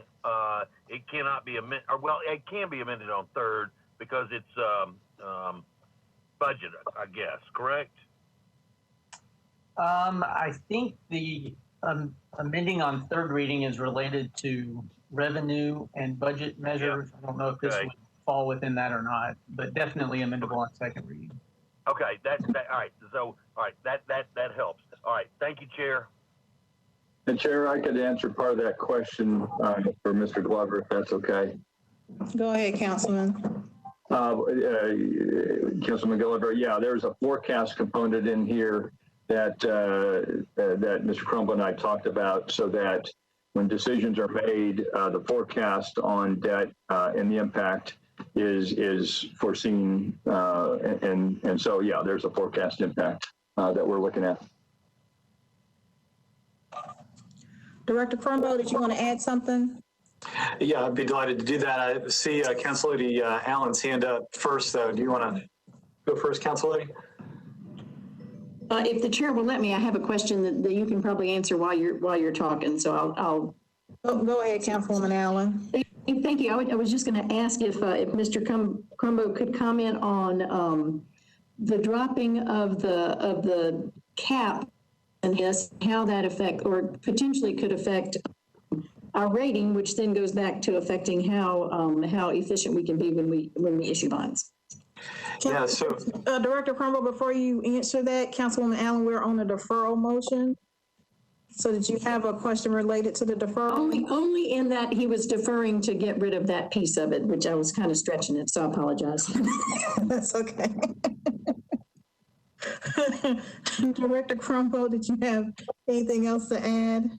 Yeah, sure. So I hear you loud and clear. This is a deferral motion. So let me address two things quickly, and then we can determine the best way for your committee to move forward. I mean, this is a complex topic and one that's not just debated here, but it's, I mean, literally around the nation at a time like this. And so let me start with Councilman Mendez's comment about the time that was expended on a debt policy a few years ago. I have had the opportunity to review that process, speak with the participants and so forth, and I think they actually did a great job, and they wrote a policy at that time that I think will really stand the test of time for a lot of years to come. I'm not inclined to change the policy itself at this moment, and my biggest reason for that has very little to do with the financial cap, but rather it was carefully plotted to be in compliance with state laws that pertain to our bonds, the way we issue debt, our very own charter covenants that are on the issues themselves. And it would be extremely difficult to do a cap, if not impossible, without tipping over all of those things. And I think really at the heart of Councilman Glover's comments and really the intent that Councilman Drubbles explained and so forth, it's to really recognize, I think, that you only have debt when you spend. And so what we really need to focus here, I think, on as a council, as a metro government, is on the spending component, and let's leave the financing component and its complexities in a separate spot, not allow, I think, all of us to focus on those fundamentals. And so we'll be looking at the policy. There's actually an annual review that I just sent to you. It's required of this anyway, but I will work with Director Cooper and see if there isn't a way, even if it's a special called meeting of this committee or some other venue where there can be some collaboration really on that topic to accomplish some of those objectives. Thank you, Director Crumbo. Councilman Glover, did you have something to add on the deferral motion? Yes, ma'am. Thank you, Chair. And Director Crumbo, thank you, because I think that's exactly right. We have to look at all the aspects of this.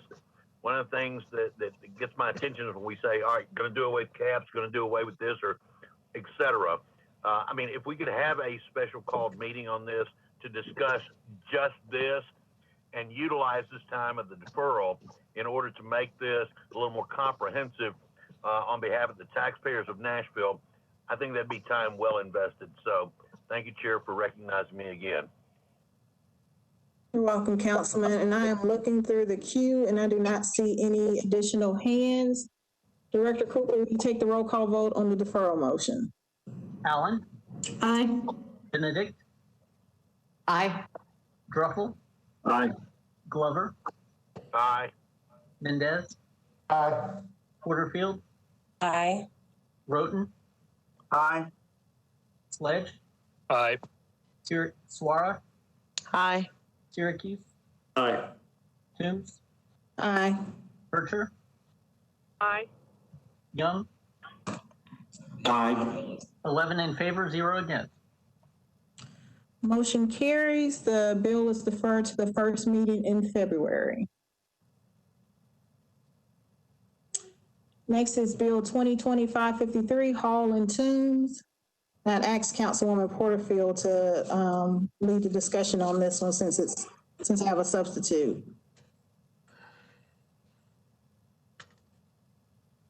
Thank you so very much, Madam Chair. Would you like to move your substitute? Well, can you read the caption first and get a motion to put it on the floor? I sure will. My apologies. And this is, I'm so sorry. I had just minimized my screen, council member. Is this BL 553? It is. Okay, thank you. BL 2020-553, Hall and Tombs, requires a resolution of the Metro Council 30 days prior to discontinuing operations at the Bordeaux Long-Term Care Facility, the J.B. Knowles Home Assisted Living Facility, or Nashville Hospital. Can I get a motion?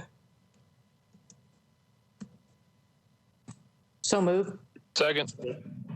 It has been moved and properly seconded. Councilmember Toombs, would you like to introduce your substitute? Yes, Madam Vice Chair, I'd like to move my substitute with a brief explanation.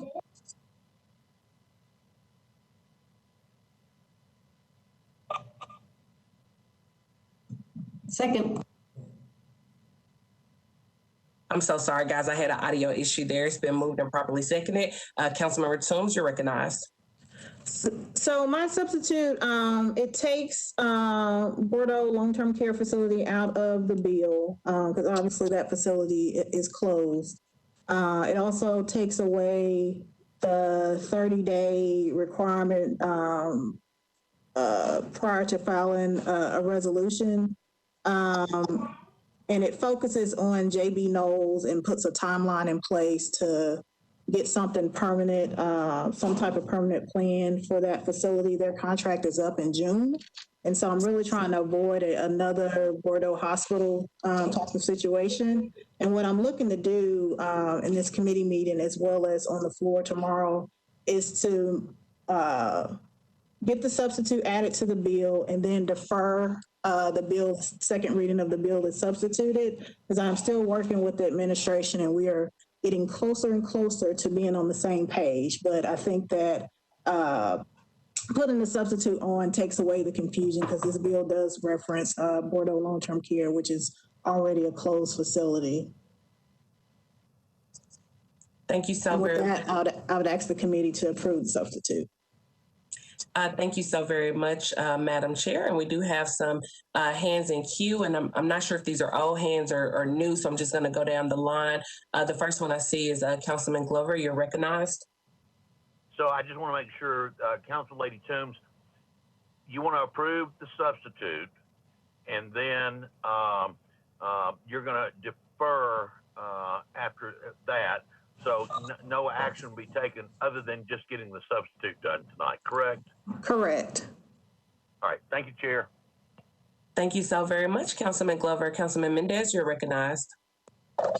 Thanks. I appreciate, I had the same question that Councilman Glover did. I guess I also wanted to ask whoever's on for the administration on this, whether they've got a position on the bill generally and the game plan of deferring second reading.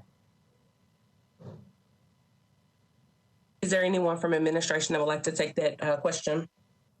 Council Lady Porterfield, this is Mike Jameson. Can you hear me? Yes, sir. You're recognized. Thank you so much. And I should add, I've got Mary Falls in here with me. We are very grateful to Council Lady Toombs, and we have been working with her. And I would venture the guess that but for the events on 2nd Avenue, we may have ironed out the timing issue. But very grateful to her for substitute for the clarifying the Bordeaux and Nashville General Hospital, deleting those. The only entity left now, as she mentioned, was Knowles, and their current operator is Anthem Care. Anthem Care is just now beginning their due diligence process. I honestly don't know if there's a continuing interest on their part, if they're eager to be among the RFP parties or to avoid it.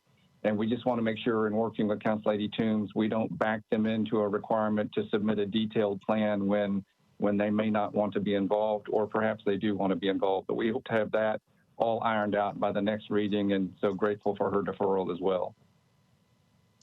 Thanks a lot. Thank you. Councilman Mendez, did you have any further questions? Nope, that's it. Thank you. Thank you. Councilmember Virtue, you're recognized.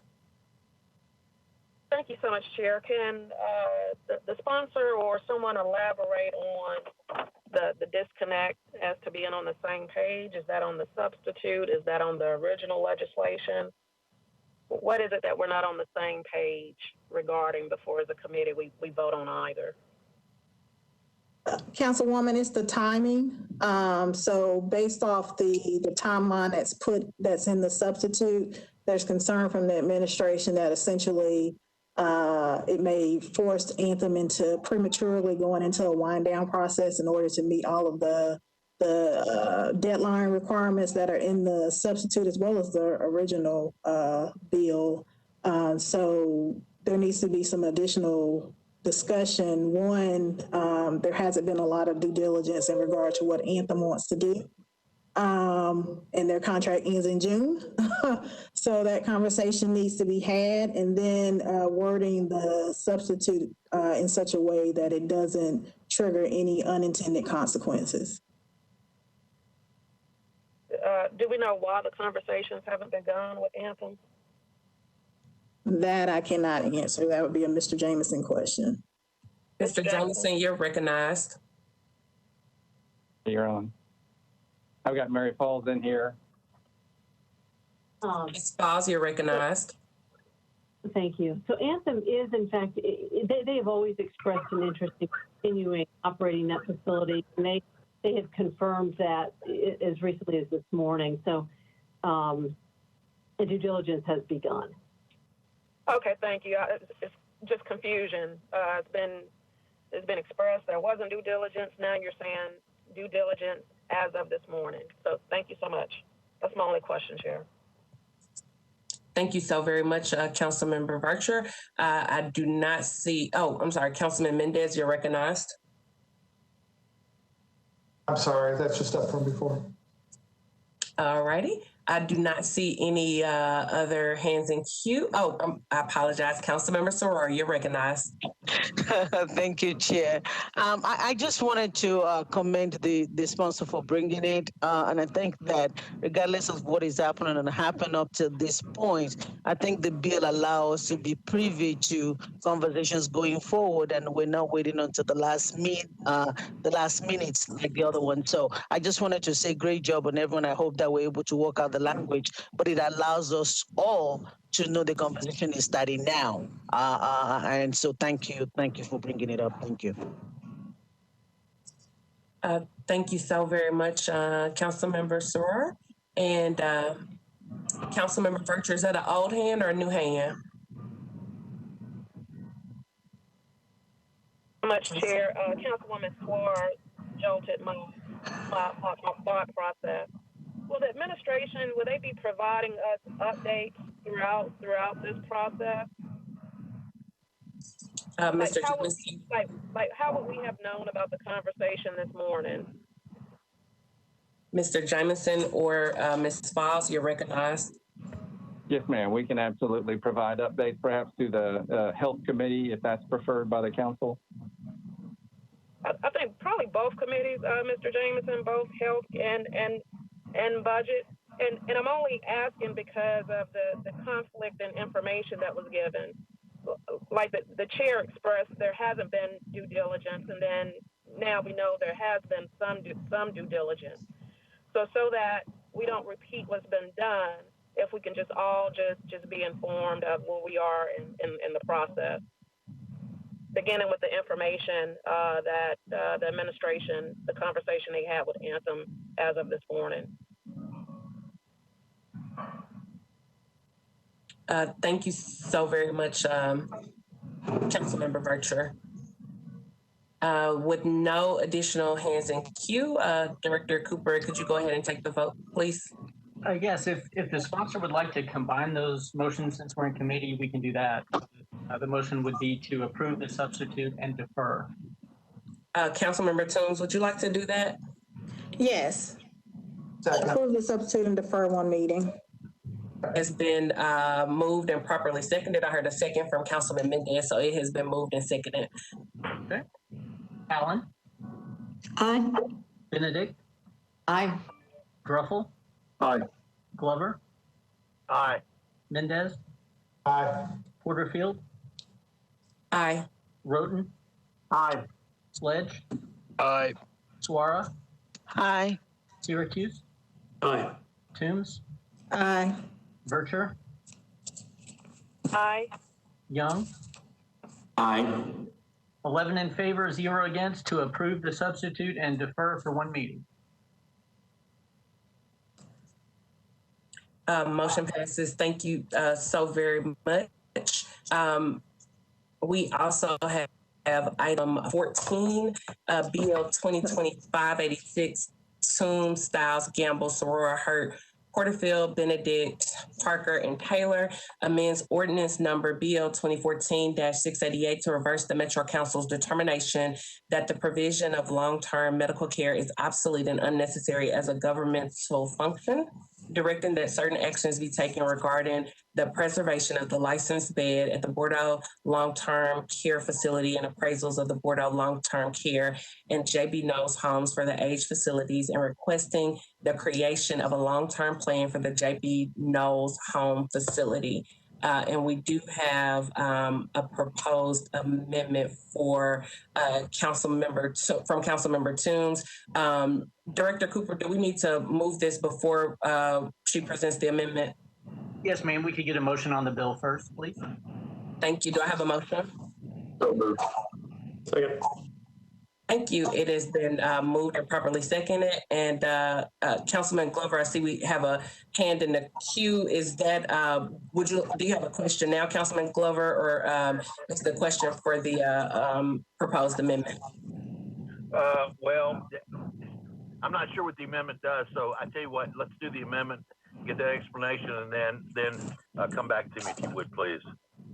Okay. Councilmember Toombs, you're recognized. Thank you, Madam Vice Chair. I'd like to move my amendment with a brief explanation. Is there a second? Is there a second? Second. Thank you. It's been moved and properly seconded. Councilmember Toombs, you're recognized for explanation. So this is similar to previous substitute that we discussed in regards to there being a timing concern from the administration.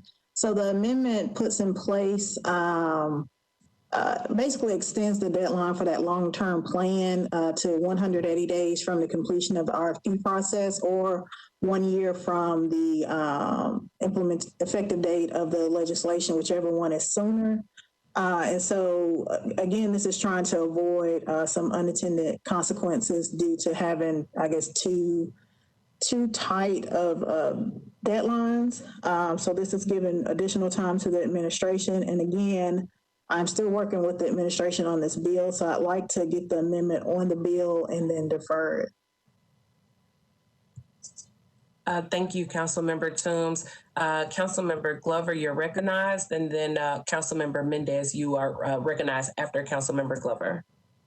Right, thank you, Chair. All right, so yes, I think I'll vote for the amendment as long as we're going to defer. What I would like to ask is perhaps the question to Mr. Cooper. This still maintains the licensing of those beds to where the council has a say on that. Because in my mind, that is the asset that's really out there. So does that deal with this, Mr. Cooper? It does, and in fact, that piece has already been accomplished. The law department did submit to the state a request to have the facility license placed in an active status. I don't know if they have, if the state has acted upon that or not, but I know that that application was made. But it's in motion, correct? Yes.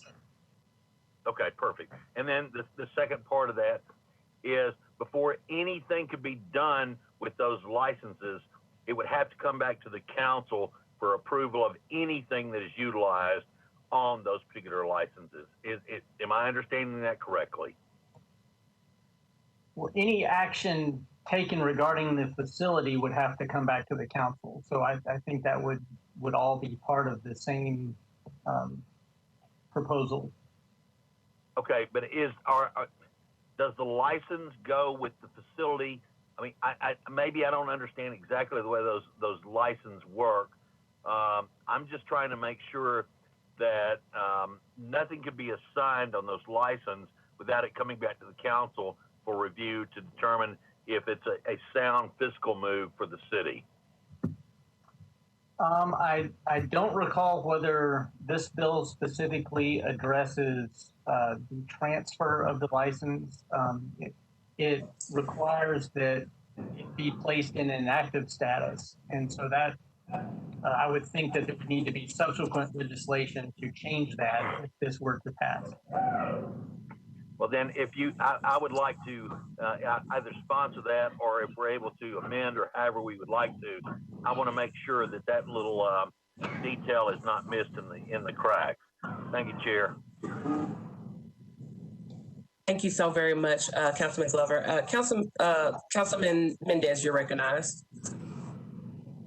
Thank you. I'm going to also support the amendment with the deferral. Hopefully it's in one motion like the last one. I do just want to share that the part of this that I understand the least, and we don't need to talk about it today. When it comes back, we can talk about it, but the part that I understand the least is section 1 that undoes something from some 2014 legislation about the providing long-term care services by the metro government. And I understand what it does. I don't understand the why, and I don't understand what's necessary. What's the resolution? And put that on the radar for sponsor that I have a lot of questions about why that here, and I guess we can take a second review later. Thank you.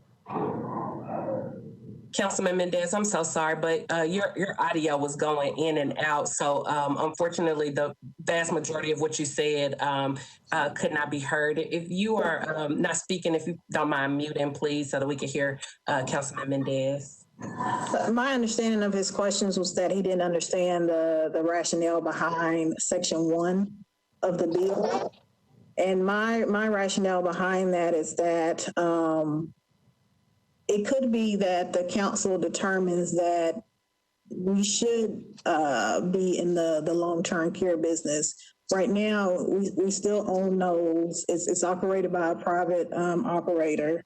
But should we decide to do something different with that facility, we really can't do that because in 2014, the council decided that long-term care provided by the city was unnecessary and obsolete.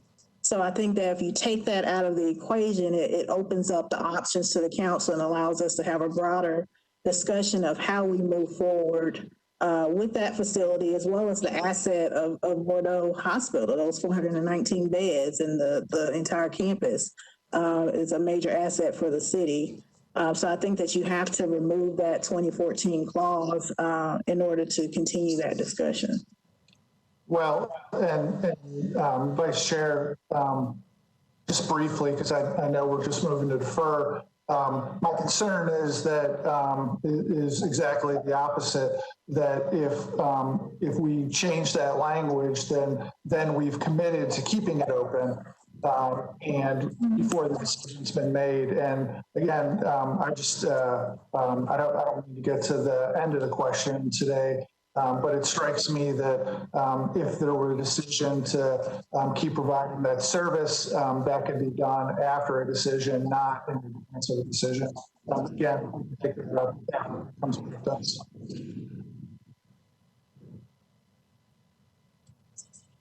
Thank you so much, Councilman Mendez. Council Member Director Crumbo, I see your hand up, you're recognized, and then immediately after Director Crumbo, Council Member Soror, you're recognized. Great, thank you for recognizing me. I'm having a challenging time here tracking the numbers of the legislation, the ordinances here from the briefing materials, but I'm reading here, I believe that part of this includes an appraisal by public properties of Bordeaux and Knowles, including its properties, buildings, and its bed licenses. Is that Is that correct? Is that what? Okay, I just wanted to point out here, public properties is a function of the finance department.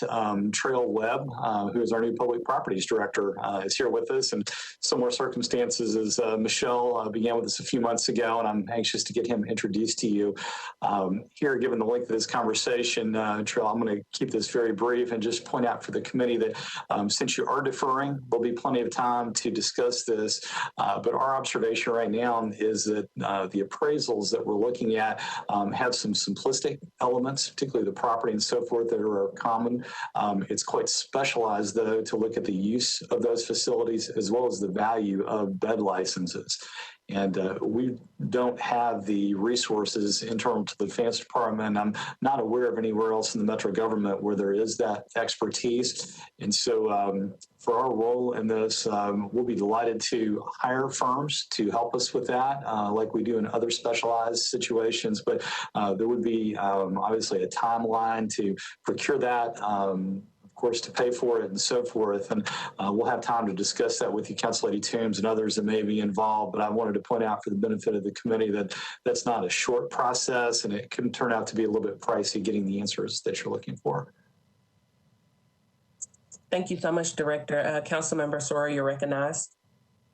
Thank you, Chair. And I'll be brief too because of the deferral, but I do want to remind all of us that when the process for Bordeaux started, one of the things that was used by the administration to justify closing the RFP and the process moving at swap speed was because of that bill that was agreed on by Council in 2014. And so it's very important for us to revisit that, because for a lot of people that supported the opening of the facility or not closing the facility is because we said that decision was made a long time ago, and the factors and the situations have changed. And so addressing that and allowing the fact that, yes, council may make a decision sometime, but there might be extenuating circumstances years later that make us change our mind. I think that's why it's important to address that 2014. And I think we need to be able to change that to allow us to be able to make changes. So wanted to put that there as we are discussing, and we can talk more at the deferral. Thank you. Thank you, Councilmember Soror. Councilmember Glover, is this on the deferral? Yes, and really just kind of add into the discussion, and it may be determined it's really not, but I do think it's part of the discussion. I was there in 2014. The problem was everything keeps getting jumbled on how this works. And so therefore, I think by deferring this, it will allow those of us with some history to really work through all the questions to determine what is the right path, and then how do we proceed in order to best protect the taxpayers and also preserve that asset. You know, I believe those beds are a major asset, and that's why I keep focusing in that arena, because that's where a lot of the money is, if there's, quote, money there. Thank you, Chair. Thank you so very much, Councilman Glover. And with that, I do not see any additional hands in queue. Director Cooper, if you could please take the vote. Yes, and this is on the motion to approve the amendment and defer. Allen? Aye. Benedict? Truffle? Aye. Glover? Aye. Mendez? Aye. Porterfield? Aye. Roten? Aye. Ledge? Suara? Aye. Syracuse? Aye. Toombs? Aye. Vercher? Aye. Young?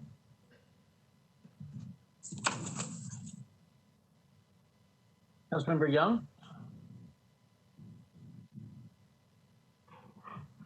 Okay, that's 10 in favor, 0 against. And I would note that we do need to go back and pick up Bill 580. Number 12, yeah. Bill 2020-584, Toombs, Welch, Hurt, Van Rees, and Stiles. approves an amendment to a contract between the Metro Tourism and Convention Commission and the Nashville Convention and Visitors Bureau to provide tourism and convention sales and marketing services. Can I get a motion? Moved. Second. It's been properly moved and seconded. Is there any discussion? Councilwoman Vercher? Much, Chair. Just want to know the minority participation on this contract has been in place, I believe, 20 years.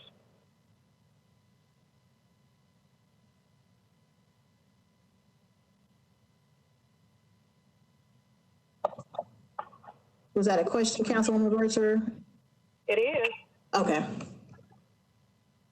Is there someone who can speak to this amendment? Mr. Jameson? Councilmember Timms. This is Michelle Lane in the Procurement Department Division. I'm sorry. May I have the question repeated, please? I heard a portion of it.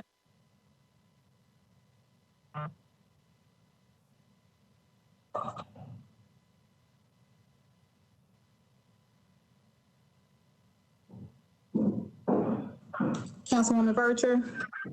Yeah, I was waiting to be recognized. Oh, yeah, you have the floor. Hang in there, Toombs. Hang in there. The minority participation for this contract.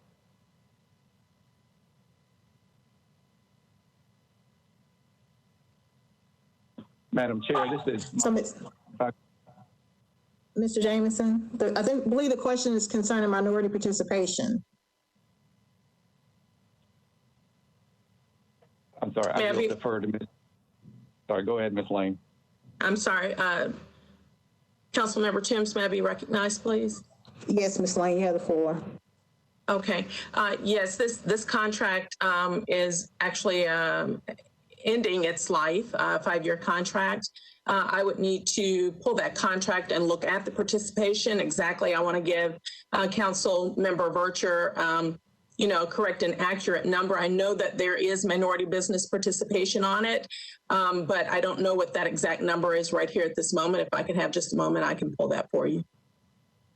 Thank you so much, Director Lang. Also, too, this has been in place since 2000.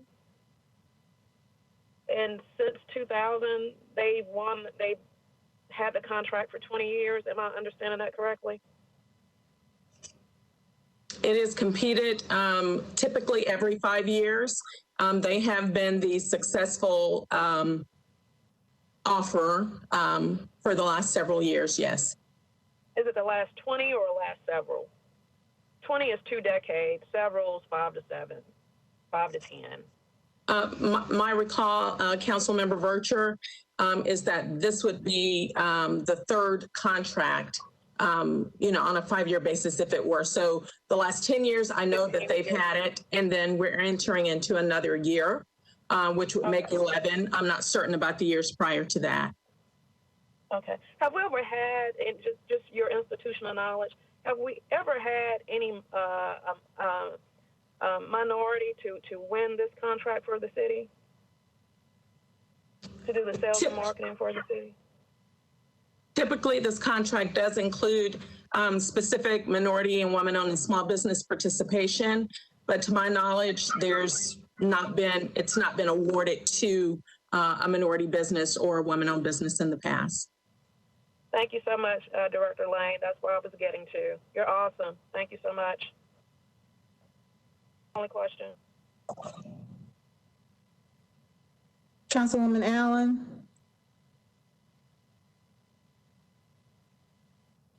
Sorry, working on unmuting. Can I get a little bit of clarification just on contract costs? The analysis says that the FY20 contract cost was 26.2 million. For FY21 is 11.6, which I'm thinking is the year that we're in now.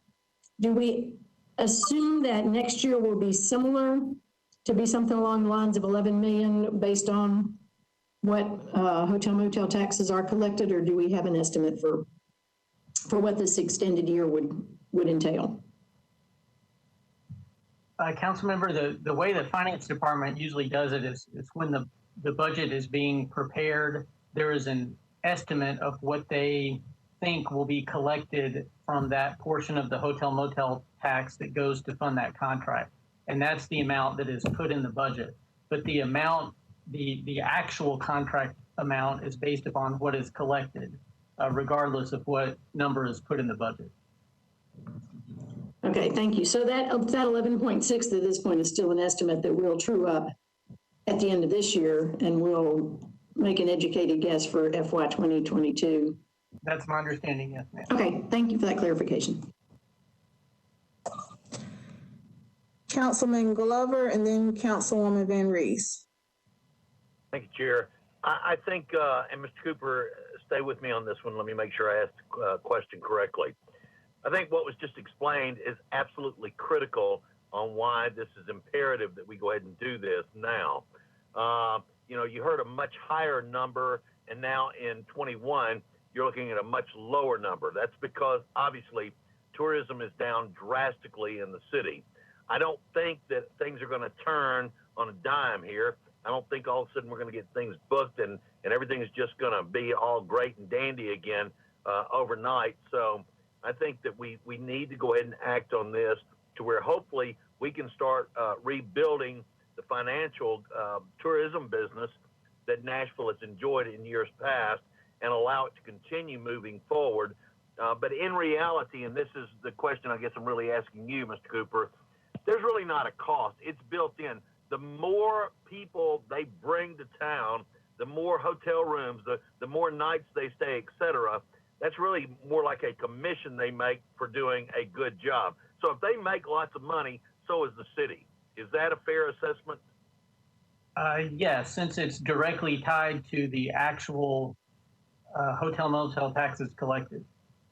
Okay, all right. So I think that I hope that we will go ahead and pass this and move forward with it. Thank you, sir. Thank you, Chair.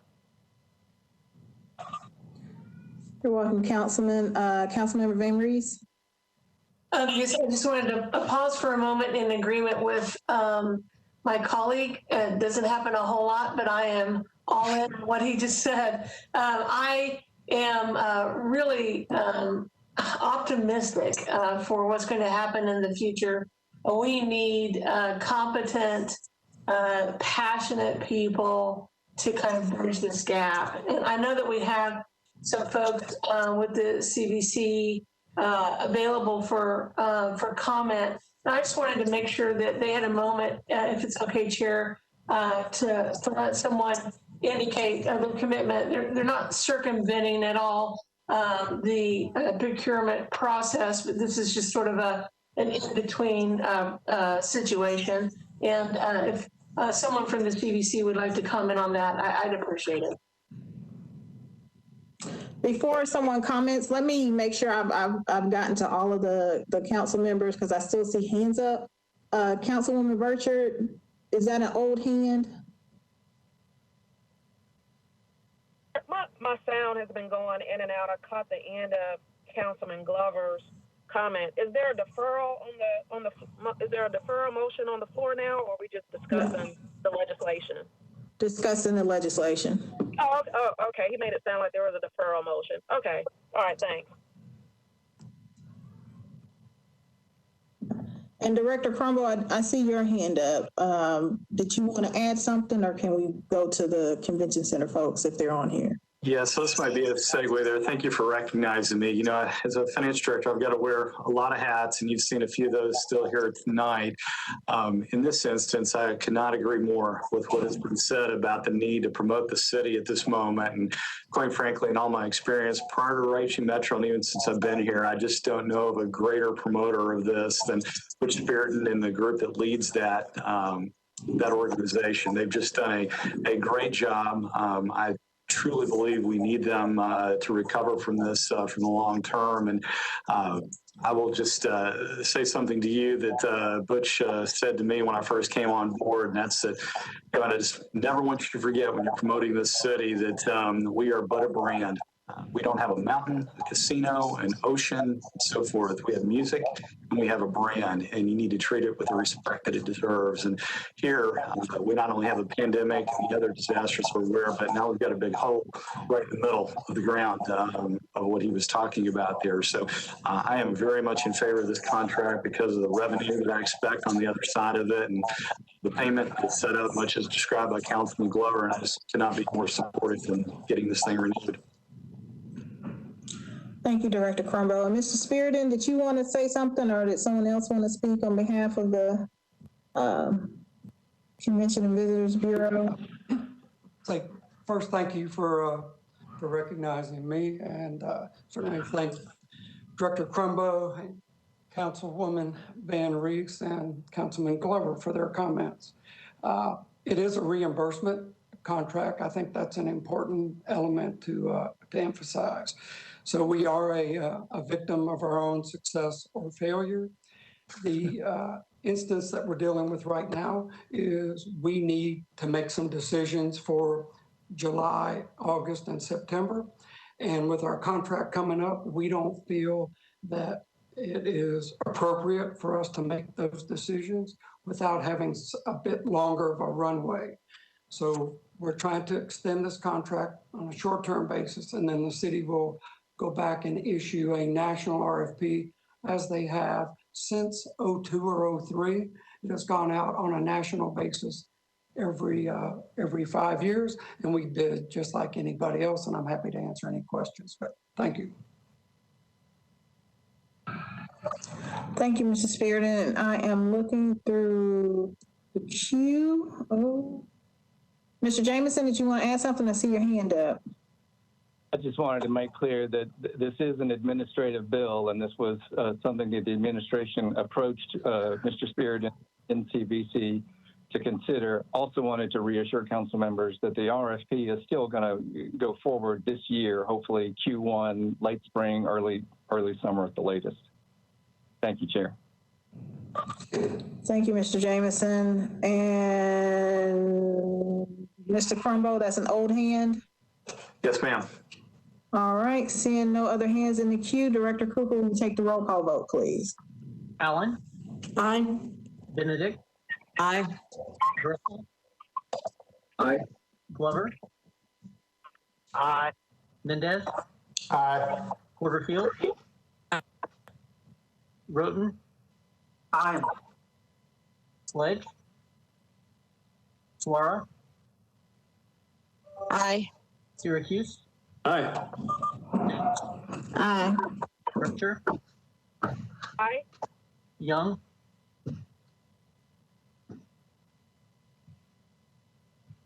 $11 in favor, 0 against.